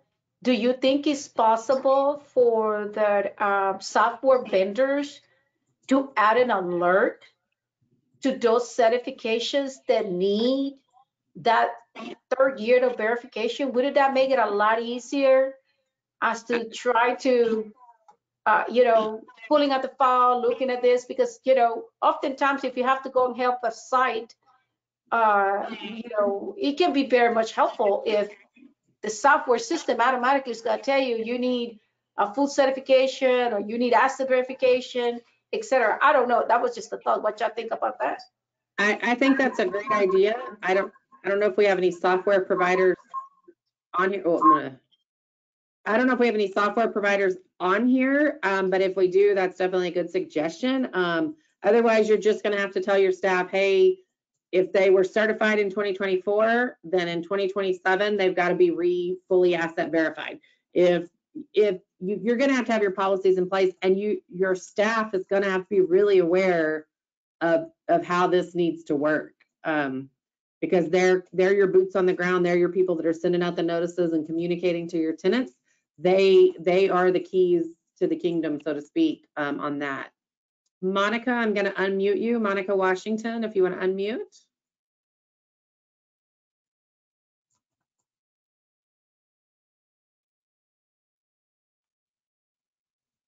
The January class is virtual, right?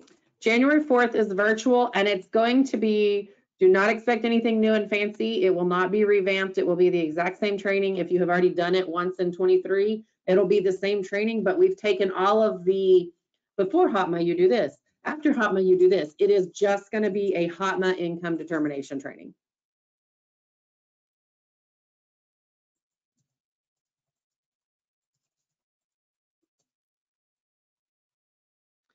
What else? Yeah. What other questions? Okay, let's see. We've already kind of gone over that. Will a self-certification work for a full-time 18-year-old who is a senior in high school and not attending college? Oh, yeah, yeah. Yes, 100%. That piece hasn't changed. That's yes, we already talked about the new tick is available. We already talked about one asset collection, one statement for all programs, one statement for assets. We've talked about the HUD. Talked about child support. We've talked about home and tax credit being layered and how you got to treat each program different. And AC. Okay. Here we get a couple questions come in. For a mixed housing tax credit property, can we choose to, so I'm guessing you're saying you've got market in your project. Can we choose to verify assets and move in instead of year 3? For example, a 1/1/2024 move in, verify all assets and move in, and then again, we would do it on the 1/1/27 AR. absolutely. That is exactly correct. Yes. Thank you for that. If we begin using the intake application and then, so question is, can they begin by using our current updated application and then go with the Blue Moon once they have updated their forms? I don't see a problem with that at all. Or you can update your own application. We've always allowed that. We have no required application form. That's correct. Would we count company issued stock investments as a retirement or a 401k? So I got this question the last time we had income determination training. You know, Edward Jones or whoever, the financial institution, they invest that IRA or 401k that you have through them into stocks. So yes, essentially you own stocks, but it's through a 401k. No, that's excluded. But if you go to them and say, I want to buy 10 shares of Microsoft stock, that's where you own stock. That's separate. So if it's through your employer and it's a stock option only available at retirement, then, I mean, that's not technically one of the retirement plans excluded by the IRS. That is not listed on that list. So I could go either way on that. Yeah, I would definitely think we count it. Yeah, I think if it is not a retirement account as identified by the IRS as a retirement account, then it's going to count as an asset. And that's what they put in their income exclusions and HOTMA, so I would agree, Kara. Yeah. We have a question here that we normally collect child support court orders for everyone that states that they have a court order. We use these mainly to show that the child is living in the unit 50% of the time or more, and so we can count them as a household member. Then in addition, we obtain a pay history for the actual payments. Is it possible to not collect that child support court order and only use the pay history form from the AG provided showing payment history? This is going to be up to your owner, your syndicator, your management company. This sounds like more of their type of policy where they want to see that order to show that the child is living there 50% of the time or more. And so I say, you know, from our perspective, when we would monitor this file, the payment history would be sufficient without that court order. But your owner, manager, syndicator may still want to collect that to strengthen the file on the 50% time or more. And it's absolutely their prerogative to do so. So that's going to be something that you'll have to ask your management company or your owner or your syndicator, or even like they hire third-party consultants that do this, and they have parameters that is set by the syndicator. So you'll definitely want to check in with them on that. part of why that shifted, and I don't know how much pushback you want to give your owners and syndicators, is there is a Paperwork Reduction Act that also passed very recently. That is why court orders are no longer required or requested under these programs. That is why they switched from 6 checking account statements to 1 checking account statement. That is why a lot of this shifted. So that is kind of in conjunction with HOTMA, but separate from HOTMA. So if your owners and stuff still want to require all that, that's fine. But we as a government agency are not going to require that or ask for that because of that Paperwork Reduction Act. And you can look that up if you want more details on that. I have brain capacity for HOTMA only. I can't read another law that went into effect. You guys have asked some really great questions. Thank you. I think we talked about that. I don't have anything on my emailed question list that I had prepared before that hasn't already been asked. So you guys have hit lots of the high points, for sure. Victoria, IRS has said that they always have said that state housing finance agencies for the housing tax credit program can determine if they're going to use the 4350 as eligibility. And we have, and so HOTMA changes the 4350. So that's when we say IRS guidance. And the other type of guidance that we got was just from George at the IRS office telling us that we can use the $50,000 threshold. So there is no formal, they said that they're not going to issue a reverse of the revenue procedure with the 5,000, that we should just be following HOTMA. So just so you know, that's what we're talking about. And HUD has said that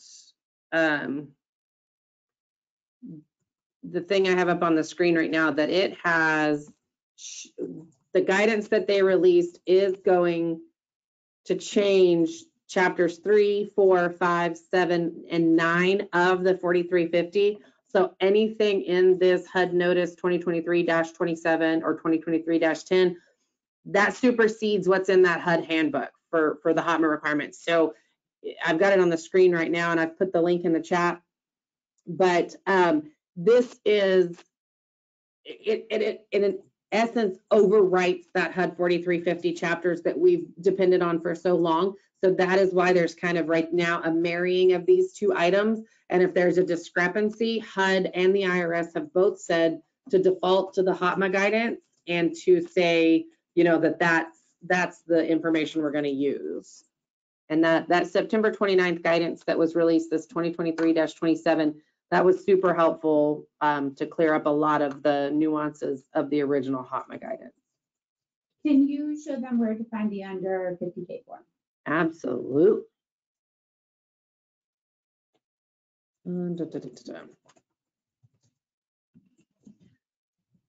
So on our website, if you start at the home page, you'll go to support and services, then scroll down to compliance, then to forms.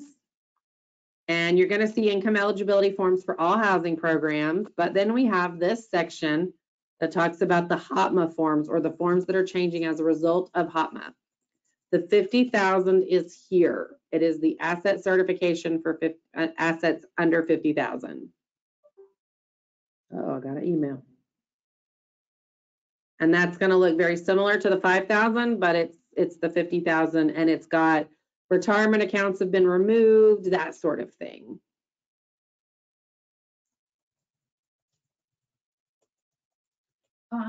Kara, do you happen to have the link for the newest HUD notice? I put it in the chat earlier, but I can, if there's somebody you want me to respond to a question. You can just put it in there again, maybe? Yeah, I can. I just put the forms link in there in the chat.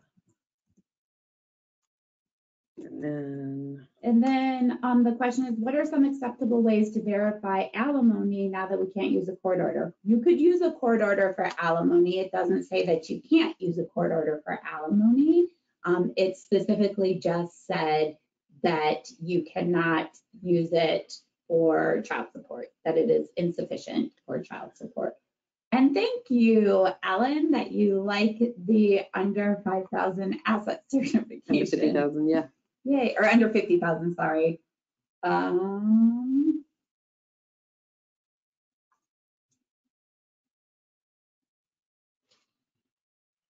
Yeah, this is a great question. For child support, they're getting ready to move in. There's only been one payment in the last 100, and it was 118 days ago. Average that. That's their payment. I'm going to say that you take that amount divided by 120 and you call, or however many days, and you. Oh yeah, you just say that that's all they've gotten 120 days. So assume once a quarter they're going to get however much payment. And I think the goal here was twofold. One, to stop turning folks away because they couldn't effectively show that they weren't getting the child support they were ordered, to reduce the amount of paperwork we had in files as far as court orders, and to truly show a household's income, based on what they're actually receiving. One of the other questions I've gotten in the email that I forgot to add to my list, but it just dawned on me with that question, is what if they just went to court, they just got ordered the child support, and they've not received any payments yet? How do you want them to handle that, Amy? I can spin that two ways. Yeah, that's kind of a tricky thing. Man, I would say if they say, do that the non-custodial parent, they're a good person. I have no reason to believe they're not going to pay me the $250 a month. You count it on their certification. And if they say, no, that person's a deadbeat, they are not going to pay me. I already have to fight them when my kid needs diapers or formula or tennis shoes or whatever. That's going to be up to you guys. So this is a great question. We have a property that is HUD and tax credit. So they're doing full recertifications every year for HUD. And so they're fully verifying assets, right? So we in compliance with the tax credit program there, nothing to worry about. But then they get a tenant whose subsidy got terminated. So they are now just a tax credit tenant. Mm-hmm. So it's I would say that you're right. Every 3 years after the date that from the last time that you certified them with full assets. So if you certified them in 2023 and then in 2024 they lost their subsidy, and so on that certification they became just a tax credit unit. Yeah. Not HUD anymore, just tax credit. And then the next certification would be the 26. 1, 2, 3. Yeah, 2026 would be your next. Yeah. Full assets, no matter the amount certification.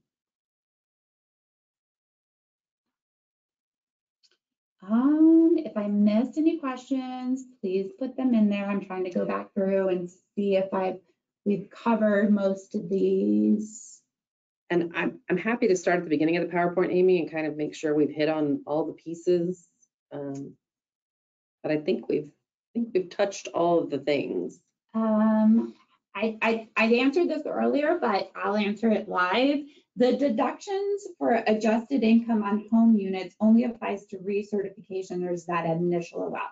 No, deductions, adjusted income for your home units only applies in certain situations. One of them being that at recertification, your home household goes over the 80% AMI, and that is included in self-certification years. So in the intervening years of between the 6 years, if they self-certify over the 80, then you need to fully verify everything to make sure that, yes, they really are over that 80%.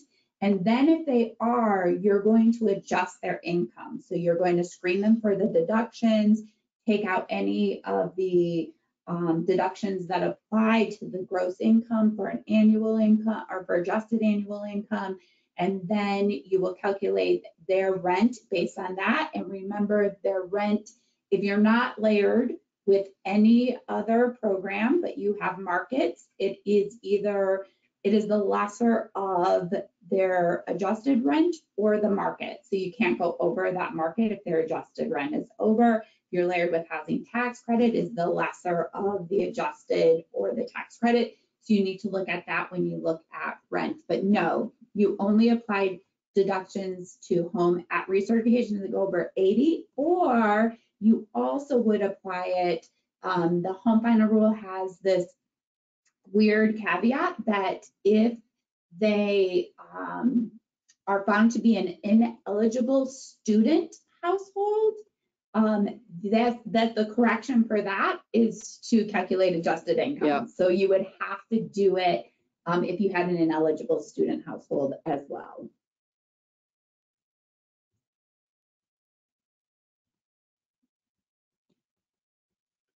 So I'm still going through. If I missed your questions, put them in there right now. I'm just keeping looking. And I'm going through the PowerPoint to see if we've not hit on something that I think is important. We've talked about assets at length.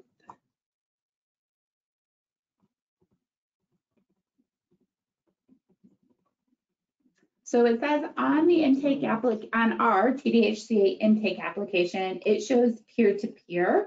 What does that mean? That means exactly what it says in the parentheses. Any of those apps where Kara and I go to lunch and I forgot my wallet and Kara was like, no big deal, I'll cover you. You can just Venmo me, Zelle me, Cash App me, send it through PayPal. There's so many apps now that where you can send money from one person to another. Apple so Cash, that is Apple Pay. things, Yeah. So that's what we mean by peer-to-peer. We're sending from one person to another person. And so, and you know, you can hold money in those accounts. So that's why that's on the verify. So if you look at my bank statement, it's going to look like Amy paid me money or somebody in a Cash App paid me money. But I'm going to clarify that no, I went to lunch with a friend and they forgot their wallet and that was a reimbursement. The only thing that hasn't come up today that I want to be sure that everybody understands is the exclusion. There is a HOTMA exclusion, but it is a straight Section 8 requirement. It does not apply to department programs. You do not have to turn folks away if they have $100,000 or more in assets, and you do not have to turn them away if they have property owned that they could live in. That is not a department thing. That does not impact our programs that we're talking about today. Oh shoot, I just accidentally deleted a question that was a really good one.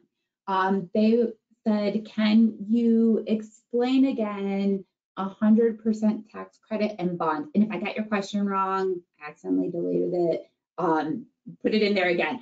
But the asset verification process, if you're 100% tax credit and you have bond. Because of the bond, you have to fully verify all assets regardless of the amount at initial and during every third year certification. So the 100% tax credit piece has gone away because if you're doing those bond certifications, but if you're 100% tax credit and 100% bond and you only have to do the AEC for both programs, you would still have to fully verify assets at initial because of that bond layer, but not again because you're not doing another certification.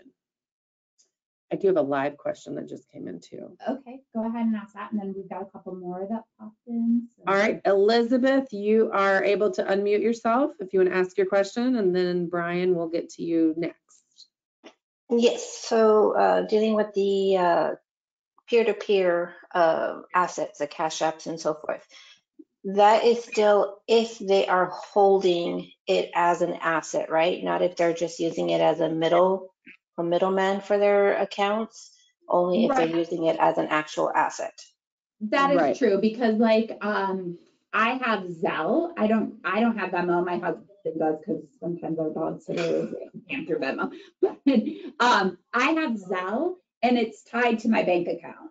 So when I send money to Kara, if I sent it through Zelle, I'm not sending it through an account that's holding it as a balance that I can just send off. It's coming right from my checking account. Yep. And so that really would be nothing for you to verify there because it's already been verified with my checking account. And the other reason we want you guys to kind of be aware of those, and we train this in detail in our income determination training, is if I'm selling Amy a glitter tumbler that I have made and she's paying me through Zelle, that's income that needs to be included for eligibility. But if she's paying me back because I bought her lunch, that's not income that has to be included for eligibility. Right. So they're not going to be including that on the under 50,000 just because they have it. They have to. We have to be very clear that it's only if they're using it as an asset for that, Cash App. Like if they actually have that Cash App card as their bank account, that's what they're doing it after under 50,000. Correct? I don't have a Cash App card or a Venmo card, but sometimes I think, oh, somebody paid me something through Venmo. I'm going to leave that there because that's how I pay my yard guy. So technically that's an asset while it's holding in that account, even though I don't have a card that I could spend. So it's not about having the card or not. It's about, do they hold that amount there for, any period of time? Like if they close out every month with a zero balance because they transferred it to their checking account or they literally cashed it out, then I don't think that's an asset. But it's an asset when they're saying, oh, I get paid for my job through Venmo and then I pay my employees through Venmo, or, however, if they're holding money, it needs to be counted as an asset. Gotcha. Okay. All right. And then Brian has a question too. Okay. All right, Brian, I'm going to unmute you on our end. Can you guys hear me okay? Yes. Great. Thank you again for doing this. I think I have a series of questions related to USRs and what you guys are expecting as of January 1. Okay.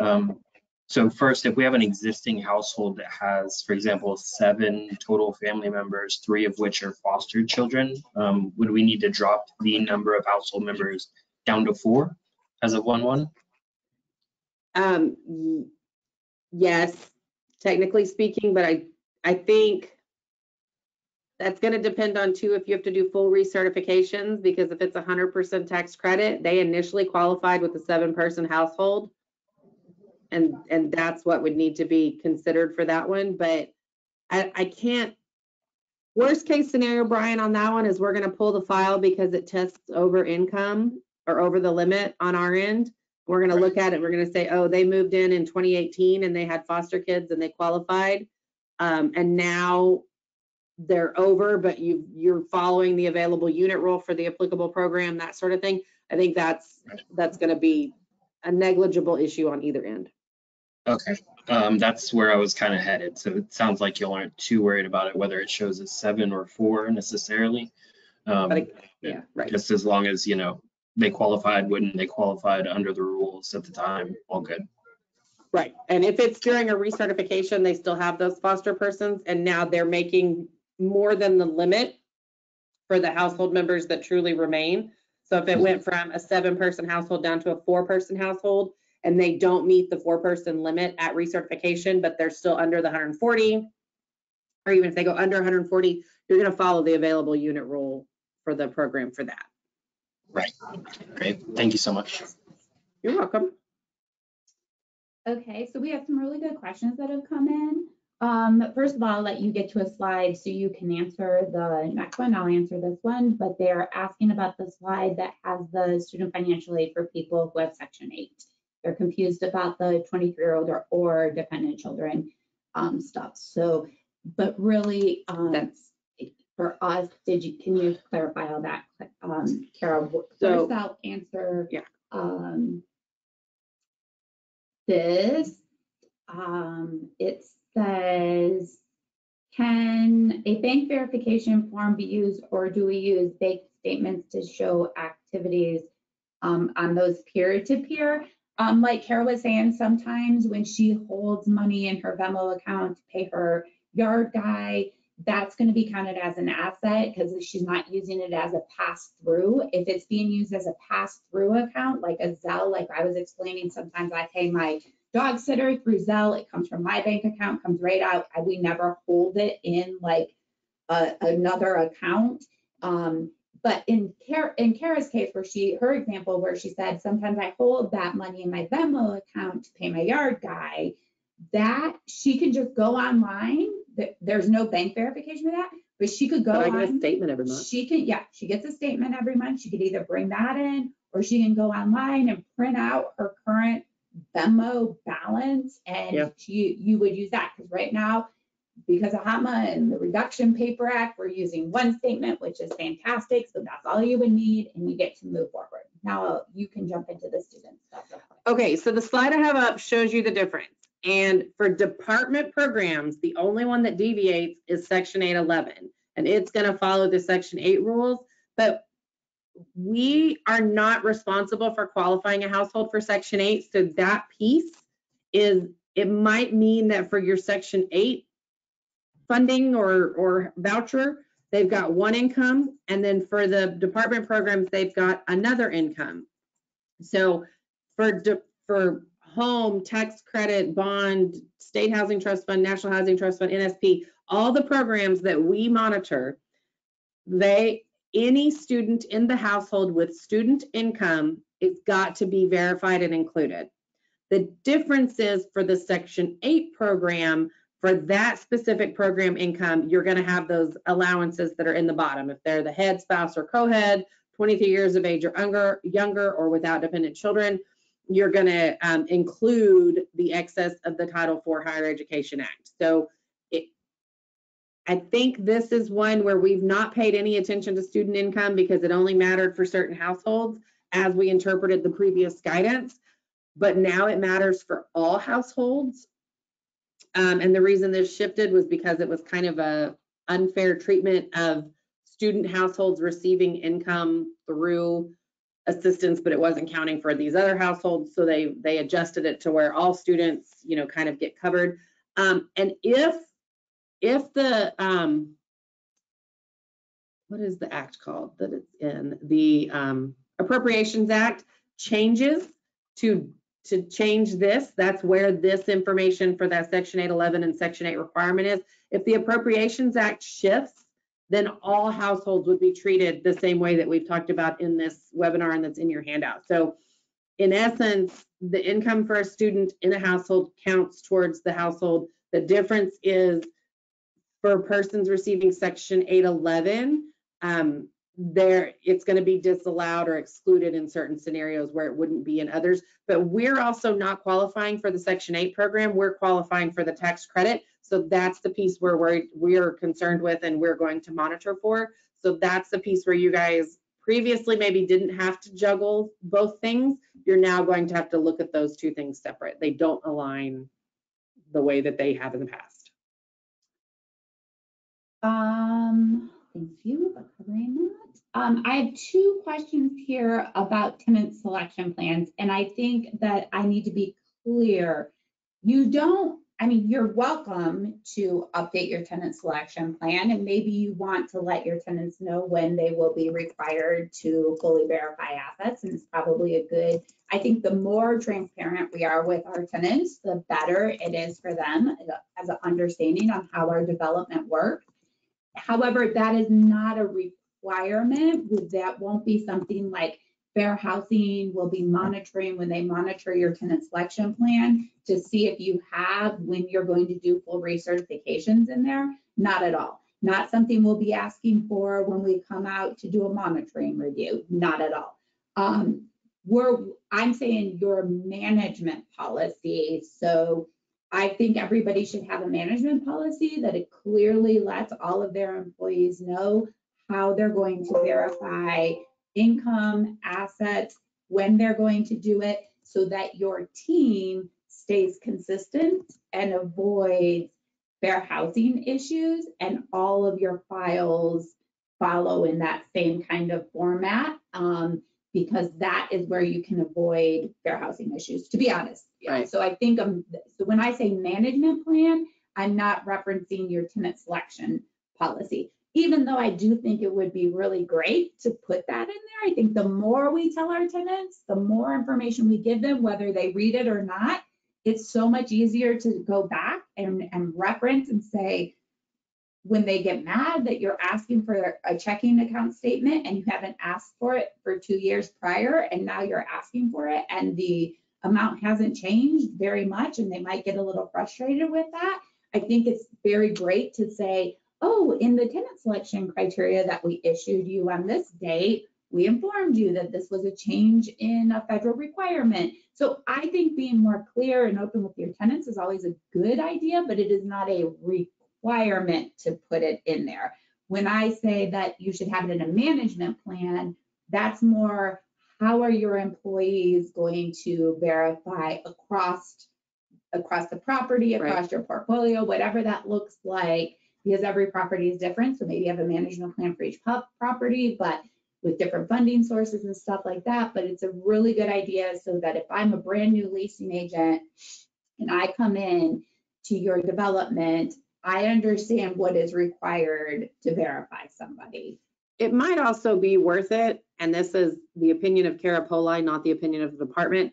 It might be worth it to look at your recertification notices, and since there are some things shifting, like student income and asset verifications, that if you've had these folks living there for 10 years, now all of a sudden in 24, you want their printout from their school financial aid for any students in the household, and you want a bank statement when previously the household always had under 5,000, you never had to verify. I think you should add something to your recertification notice that says, hey, requirements for the program under which you reside have changed. We now have to verify these types of income. If your household has these types of income or assets, you may be asked to provide additional information that was previously not provided.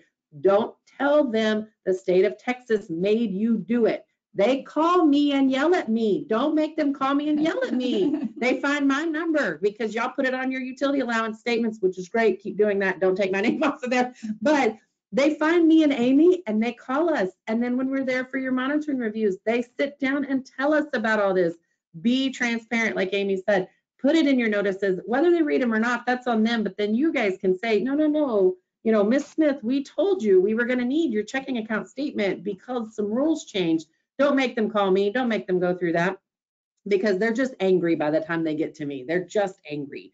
And then I end up having to reach out to you guys because they tell me all of your dirty laundry gets aired on this call. So if they don't get the answer they want, then they go down the rabbit. Yeah, if I don't say, oh yeah, I'm so sorry, that is wrong. They should not have done that. Then there's the, oh, well, they let so-and-so do this. Oh, well, their maintenance guy does this. Oh, well, that manager never shows up to work. It's a rabbit hole. So let's don't open those up. I got other things to do. And really Justin. Yeah, I'm sorry to jump in. So that just to be clear, that's for all the other multifamily programs. For 811, the latest guidance clearly states that for the Section 811 PRA program, that you do have to put the changes for HOTMA in there. And that does include, are you going to be doing the self-certification of the 50,000 every third year? That is something that is required for the 811 program. And because it's so different, we are in compliance for 811. We are going to be working with the Section 811 admin team. They're the ones who do the reviews for your written policies and procedures. Now, when we're doing the reviews, they used to do them separately on their own, but now they do them alongside us when I'm doing the file review. During that time, they're checking your tenant selection plan. And after March 31st, 2024, you're going to have a revised tenant selection plan, and we will be checking for that. Now, we plan on working with the 811 admin team to be offering a specific training to talk about your written policies and procedures.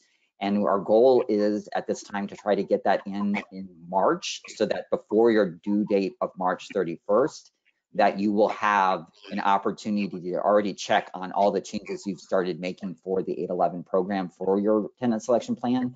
And then you can kind of check them against what we're saying and what we're going to be looking for.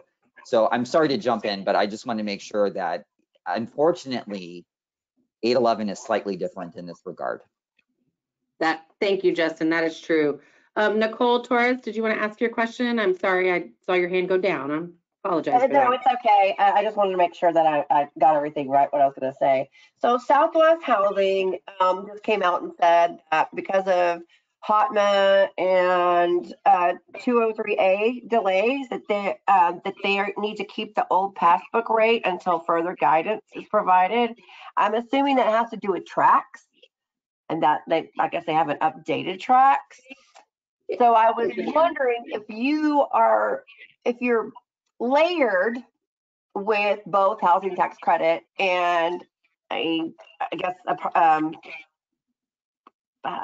a HUD program, or let's say Section 811, because they use tracks.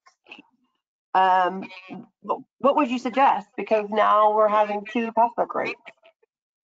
You're going to have to kind of satisfy. So if they've got project-based Section 8 on a property and tax credit, the HUD programs are not set up to do the new passbook rate, so they're holding at the old one. They need to do the new one for ours by hand. That's what we were talking about earlier, that you're going to have to kind of satisfy both programs. Yeah, and that kind of goes with one of the questions we've got in here, that tax credit and a bond, but the bonds are not through TDHCA. TDHCA only has authority over our programs. So in Nicole's case and in this case, we are only going to monitor for the tax credit. Your Section 8 is going to be monitored by HUD under different types of things. So we have no say over that or no nothing. So you're going to have to do two different things. And same thing with this question where they have tax credit and bonds, but the bonds are through a different entity. You need to talk to that entity about how they are going to implement this with their bonds. We will only be monitoring for the funding we allocate. That's it. And as much as I would like to train all those entities, because I know you guys email me and say, hey, so-and-so is telling us to do it this way, and we know that's wrong because you guys tell us to do it this way, I can't reach out to them. I can't call the city and tell them they're doing their home program wrong or they're not implementing HOTMA correctly. You can share our trainings with them. You can say, hey, we also have funding for this. Here's what they teach us to do. But that's the extent of that. I can't call other entities and say, I get that question a lot. If I could please, reach out to so-and-so. And I can't. Amy says I can't. As much as I want to just be able to have conversations and talk to people, I can't. But you can share our stuff with them. You can say, hey, I attended this training. It's recorded on the website. Here's what I'm referencing. And, because everybody interprets things differently and we're all governed and responsible for our own decisions there. And last, we do have another question. Again, this is saying, when does the tenant selection plan need to be updated?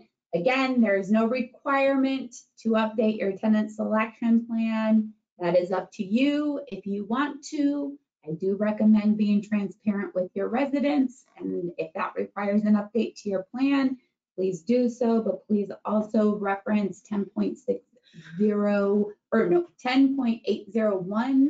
Oh no, that's affirmative marketing, I think. 802 talks about the requirements of your tenant selection plan. And if you need those or need to discuss those, please feel free to email myself or our fair housing specialist. I'm happy to help you, though they're very busy, so I'm happy to help you with any questions you might have in regards to that rule. And I put the fair housing link in the chat, the fair housing email link.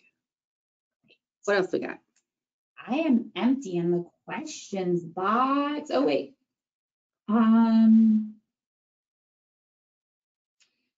Will we be offering a tax credit only class or a summary items that would be applicable only to tax credit properties? I'll let you answer that.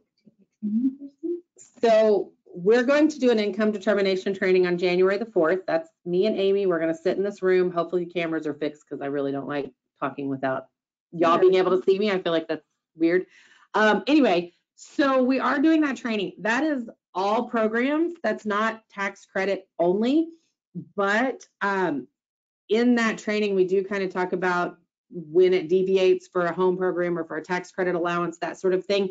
If you have very specific program and property questions, you can reach out to me and I can either, one, point you in the right direction for some resources that are available, or two, I can answer your question very specifically. But our income determination training is going to be the best option there. As far as our housing tax credit training that we do in conjunction with the Texas Apartment Association, we do that several times a year. And those will start back up February of 2024. That is more of a kind of an overview of the entire program. It doesn't really talk about eligibility, so there's nothing in that really pertains to qualifying households under the tax credit program. But that's where that income determination training comes in. And if you want to, watch the virtual one in January and then join us for one of the later ones in 2024, that training is getting completely revamped and overhauled to encompass all of the HOTMA changes and all the new, requirements and allowances and changes. So that would be my suggestion, is do the January 4th one so that you kind of have a baseline, and then attend one of those other ones through TAA or in person here at the office. Those are very limited in space though, and they're only offered every other month. Do those so that you kind of have put it all into practice and, oh, I'm on the right line, and I'm, you kind of get to see that in actuality. So we have a couple questions here. Number one is, can we go over the excluded income? And I think you have a slide for that. And we would be happy to go over that. And remember, if it's not specifically excluded, it is always included. And before we talk about that, the next question is there going to be any 811 trainings coming up soon? So Justin, after Kara talks about this excluded income, maybe you would like to talk about the plans for 811 trainings. Yes, of course. So excluded income, and this is not a comprehensive list. You can put in your search engine of choice 24 CFR 5.609 to get the entire list of excluded income. But some of the bigger ones that we see are going to be insurance payments and settlements. Those are excluded. Employment income for students up to above the 480 if qualified correctly is still an allowance. We go over that in detail in our income determination training. Payments to keep family members with disabilities living at home. That is where, my spouse would have to go into an assisted living facility if I elect not to keep him at home, and I get a payment from an entity that pays me to keep him at home instead of putting him into an assisted living home.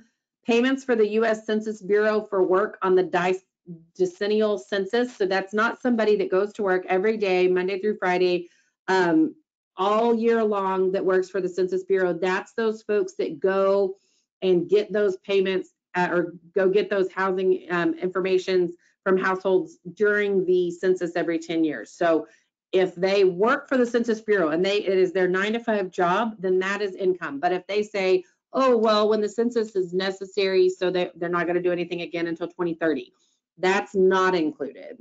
Direct federal state payments for economic stimulus or recovery payments, those are excluded. That's a COVID thing that was added in. Tax returns are excluded from income. They are also excluded from assets for a total of 12 months. So if you get somebody's bank statement in February and it's got a huge amount and they say, oh, well, yeah, that's my tax return, you can say, oh, okay, I can see that deposit from the IRS right there. That is your tax return. You just minus that out.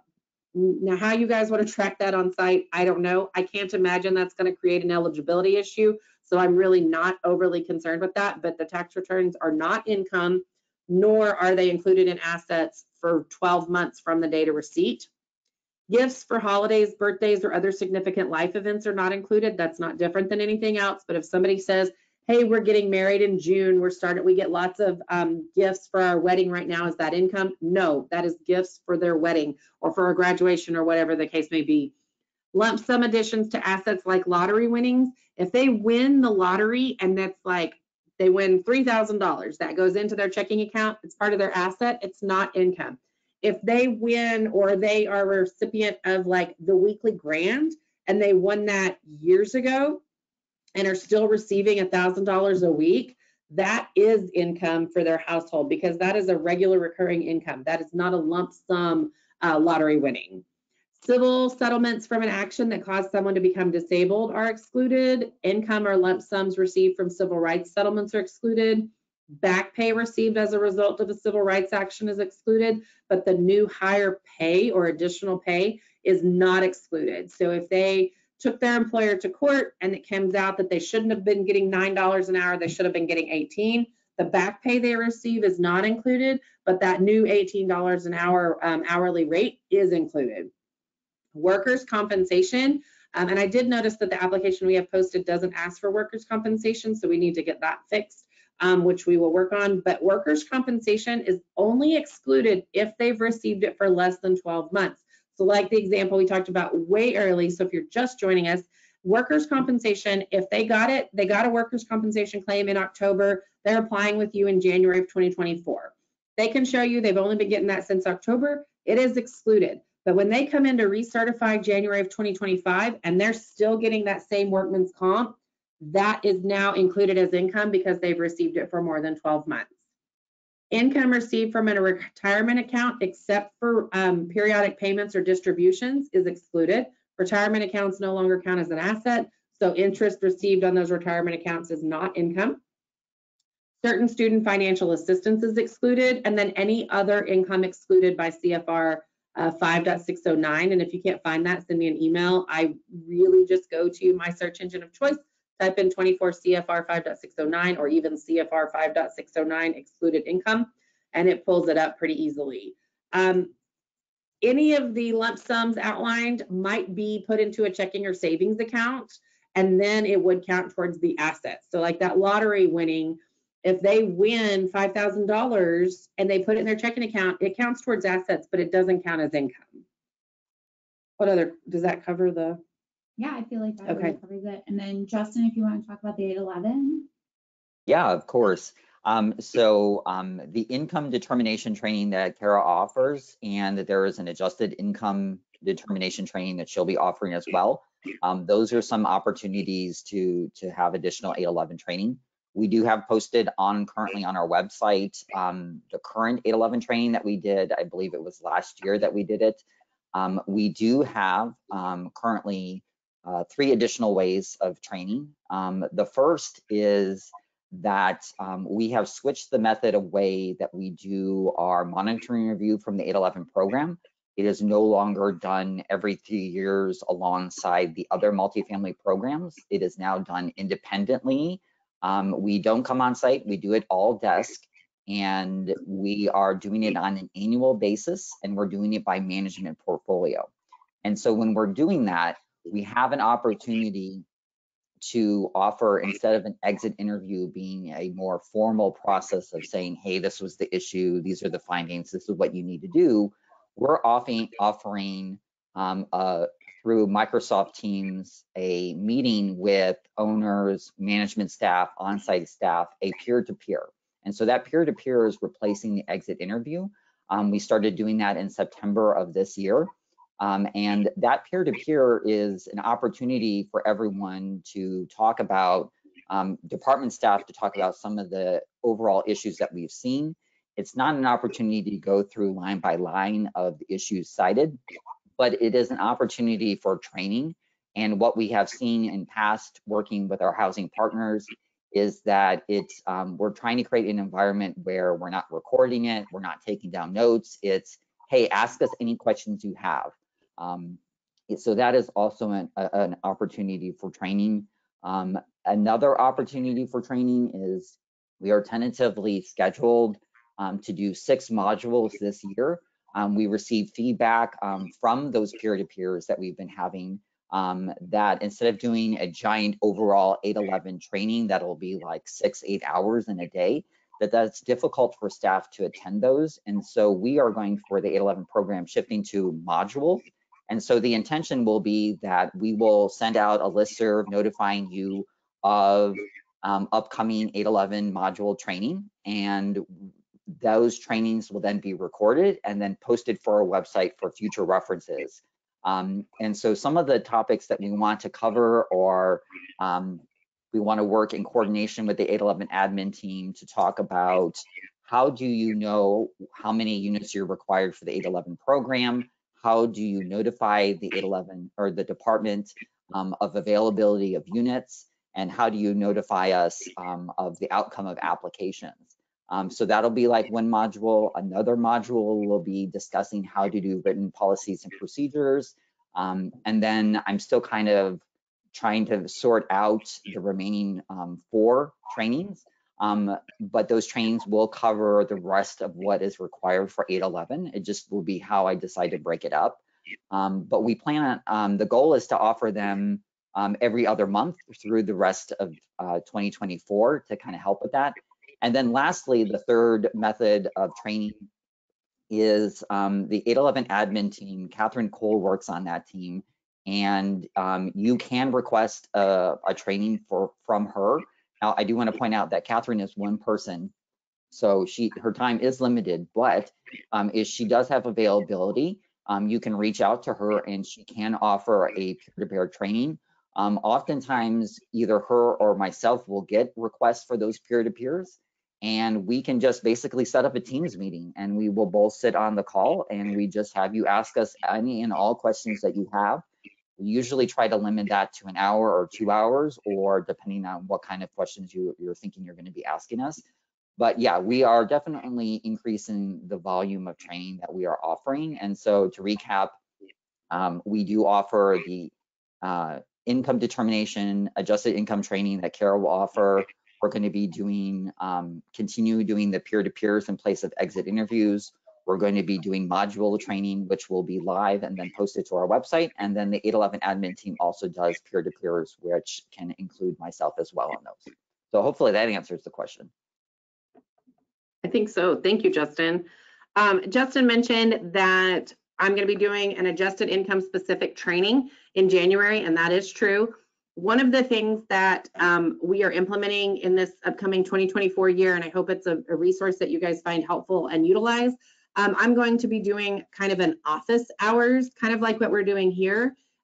Each office hours is going to have, it's going to be a 3-hour chunk of time until we, see if that's too much or too little, or kind of go from there.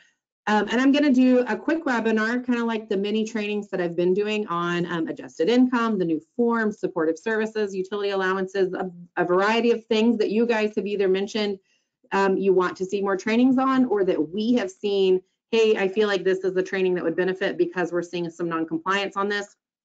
And we're going to do the webinar. It'll take about an hour, kind of like they traditionally do. We'll do some questions on the topic of the specific office hours. And then I'm going to hang out until the end of that window of time to just answer any questions you have. So if you don't get all your HOTMA questions answered here, you can't come to January 4th, or you can, but you don't get a question answered. Come on January 12th and jump in for that, last hour and a half or something, and just ask the question, and we will be able to answer those. Those are going to be virtual, and they're meant as a resource for you guys to be able to ask those questions. Right now for 2024, they are scheduled for the second Friday of every month. I have put it on my calendar so I don't accidentally overbook myself. And that's going to be something that I will be the presenter and kind of the key person. And then I will have somebody helping with the question and answer box to kind of field those and help me navigate those. So that's going to be another resource that's coming for you guys. The ones that pertain to the 811 program, they will have an 811 person there like Justin. The ones that pertain to the forms, somebody from our forms team will be there. For the utility allowance one, somebody else from the UA team will be there. It'll be a good resource, I think, for our housing partners and our staff to really keep that open dialogue and have an opportunity to ask questions. Maybe you don't want us to track through an email, even though we don't keep track of them. But that rumor still is out there. Yeah. Too many to check. What else? I have no more questions in the question box, and I don't see any hands unless I'm not looking at this. I don't see any hands. So if anybody has anything, we've got about 15 more minutes or that we have scheduled, right? Right. And then, but if, okay, we do have a hand raised. Oh. I think she's on. Nope. She is now. Okay. Hey, hello. I got a kind of like a quick question. I think I kind of still know the answers. If it sounds stupid, please forgive me. It never sounds bad. People think their questions do, but they never do. If you're thinking okay, Amy. Okay, so with the monetary contributions, I know that whenever we were getting, still now, we're still getting those famous 6 bank statements, but you and I both know that those bank statements reflect more than just my birthday present, you know, a one-time thing kind of deal. I borrow this and I give that. Without sounding so complicated, you know, I have encountered some individuals, they do get cash. And oftentimes they're honest about it. Oftentimes they're not. You know, obviously we made them to do an explanation, you know, I got this for that, I got this for that.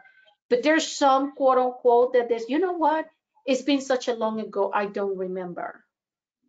And it's very consistent in that bank statement, that little $100 here, $200 there. How do you, what's your recommendation now that we're moving on to only one bank statement as to how to address that? Those unexplainable gift that we don't have an answer for. Yeah, I think that this is a great question. And I think, just taking a guess, that owners and syndicators, if you're in an area, or you know, whoever reviews your files for compliance, will probably more than likely be asking for more than one. I doubt that they're going to keep it at 6, but they may ask for you to collect 2 to 3 just to look for those consistent payment or deposits in the account. And that's okay. Remember, we said owners, syndicators, management companies, their main job is to protect that asset. And so they may be a little more restrictive than what we would be. And that's okay. So I definitely think that that's something you want to talk to your compliance division about, or your owner or your manager, your syndicator, whoever it is that is making the rules on that, to see how they want to move forward for your development. And it may be different, but for monitoring purposes, even if you did have 3 in there, Kara, we might glance to see, like, is there some deposits or stuff, but really all we're going to be taking is the balance from the current checking account for an asset thing. And we always say, the more you have in the file, the more we're actually going to look at. Like, I'm not going to ignore additional bank statements for that purpose. They're obviously in there to show that you guys were looking for additional deposits. So maybe it triggers that I should be looking for additional deposits, and a clarification in the file of those deposits.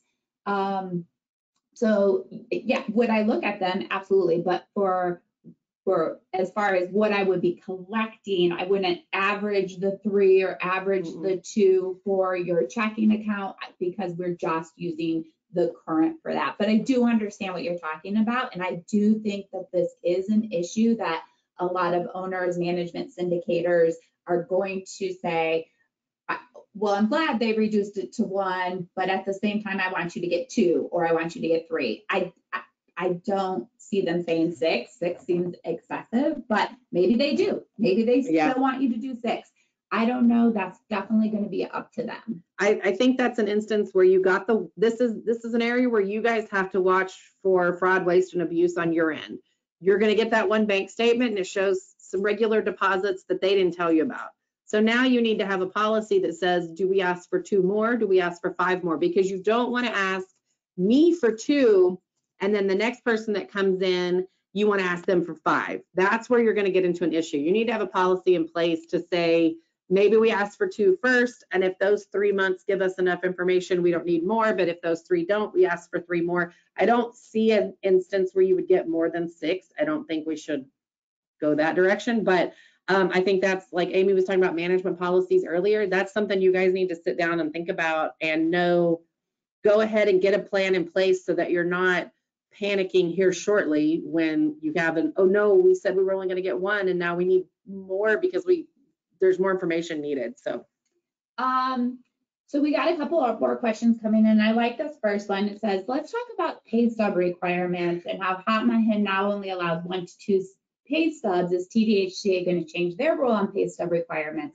Well, we don't have a rule on unless pay you have an stub FDO requirements, except for multifamily direct loan, which has the 2 months of source documentation, which in our rule, we clarified 2 months to equal 60 days.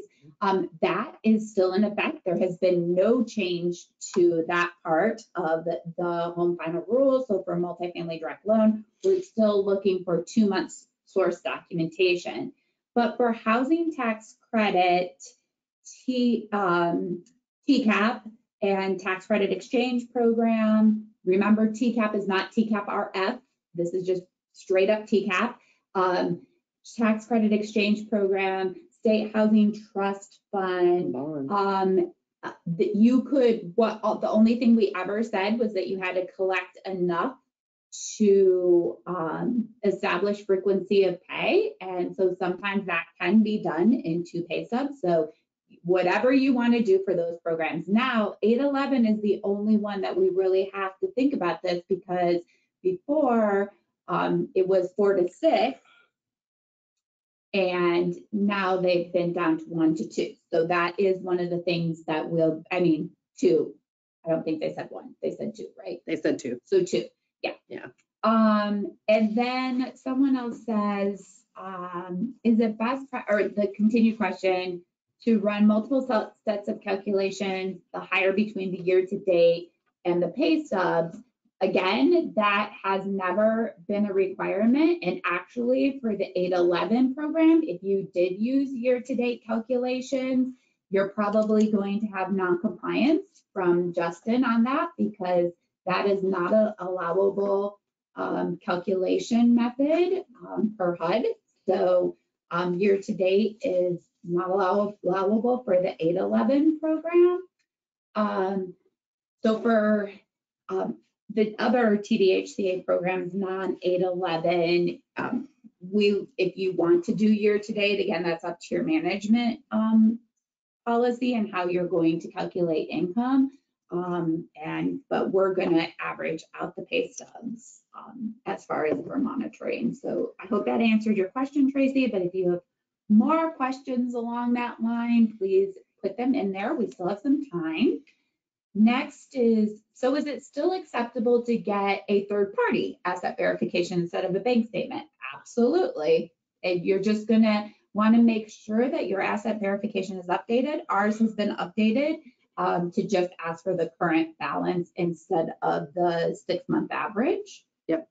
And it no longer has the retirement accounts or 401k. So if they have an IRA through their bank, it's not going to tell you about it. Yeah. And even if it does, just don't count ignore it. Yeah. Yeah. So we have to clarify the regular deposits from Zelle or Venmo. You said clarification is acceptable. How do we clarify verbal or written? I think that you can ask them while you're going through the verification process. You can ask them I see that you have these regular reoccurring deposits. I don't think every single deposit needs to be clarified. We're looking for regular continuous deposits that kind of show that maybe I'm working a side job that I didn't really disclose on my application. So maybe I work here at TDHCA, but also I bake cookies on the weekends and sell them at a farmer's market. And those glitter tumblers, guys. And they pay me through Venmo and stuff like that. So you can see that on the weekends, I keep getting these regular deposits. And so you might want to question, what is that? And if they're saying, I don't have a side job, these are just peer-to-peer reimbursements or something like that, I don't think you have to go line by line and say, okay, on 12/1/2023 at 2 o'clock, there's a Venmo deposit of $16.74. What is that? Lunch with Kara. Like, I don't think you need to do that unless your syndicator wants you to, right? And we know they do because we see them in the file. We see them in the files a lot. But what we're looking for is a bigger picture of this. Yeah. Like, what are these additional deposits? You could clarify that, hey, I go out with my friends a lot. I pay them, they pay me. We don't split the check anymore because now we have these peer-to-peer options. It's just easier to pay one check and split it that way for each other. I carpool with Kara, and so 1 week I send her gas money, 1 week she sends me gas money, or whatever the case may be. A very general clarification, I think, is okay and stuff like that. It's when what are these continuous? Oh, I bake cookies on the weekend and sell them at the farmer's market. Okay, that's a job that we need to verify. So I think it's really kind of having a conversation with that applicant. Like last week, the question came up that they looked at the bank statements and the people had like thousands of dollars deposited. Well, it turns out somebody in the household had a stroke or a medical situation that required, or that their family and their friends really reached out and helped them to pay those medical bills and to pay for, food and bills and everything while this person wasn't working. No, I don't think that's regular continuous income. But I think that's, like Amy said, worth the conversation. Do they anticipate that? Are these people setting up to where they're going to pay them, $300 a month for the next year while this person gets back on their feet? That sort of thing. That's not an easy thing to give like a hard and fast answer on. Yeah. So yes, Martha, just a written clarification, or they can orally tell you and you can put a written clarification in. I don't think that you need to. I don't care what the 25-cent deposit was. Yeah, I don't think you need to, but so yes, just a real quick clarification, and think of it as big picture, like I said. Just look at it big picture. What are these extra deposits, big picture?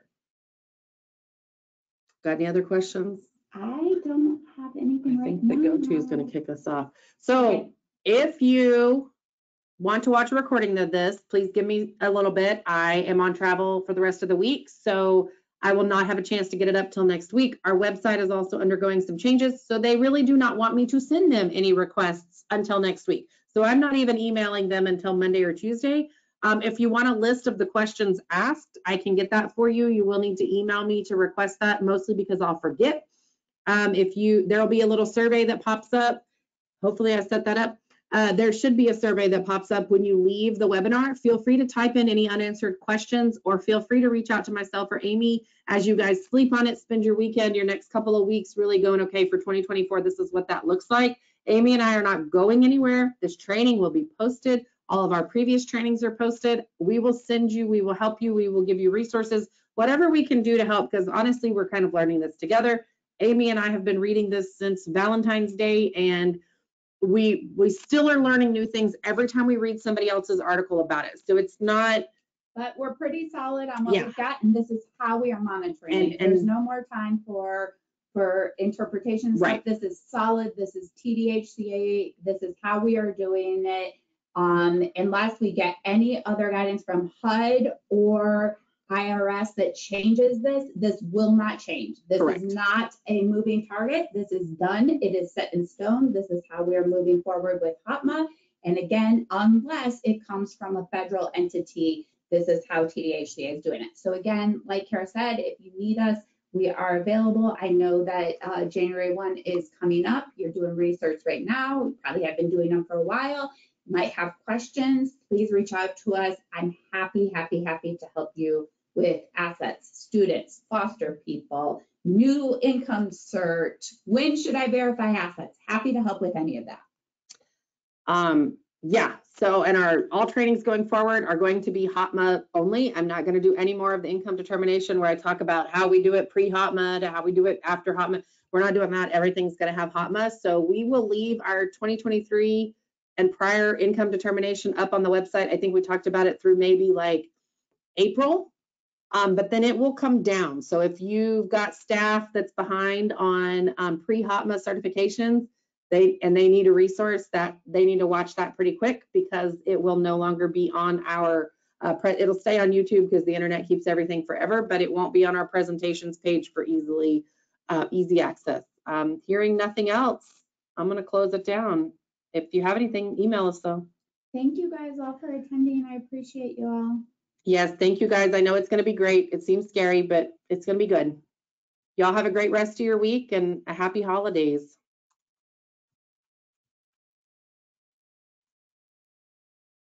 Thank you guys. We love your kind words. I want to end it for everybody. Yeah.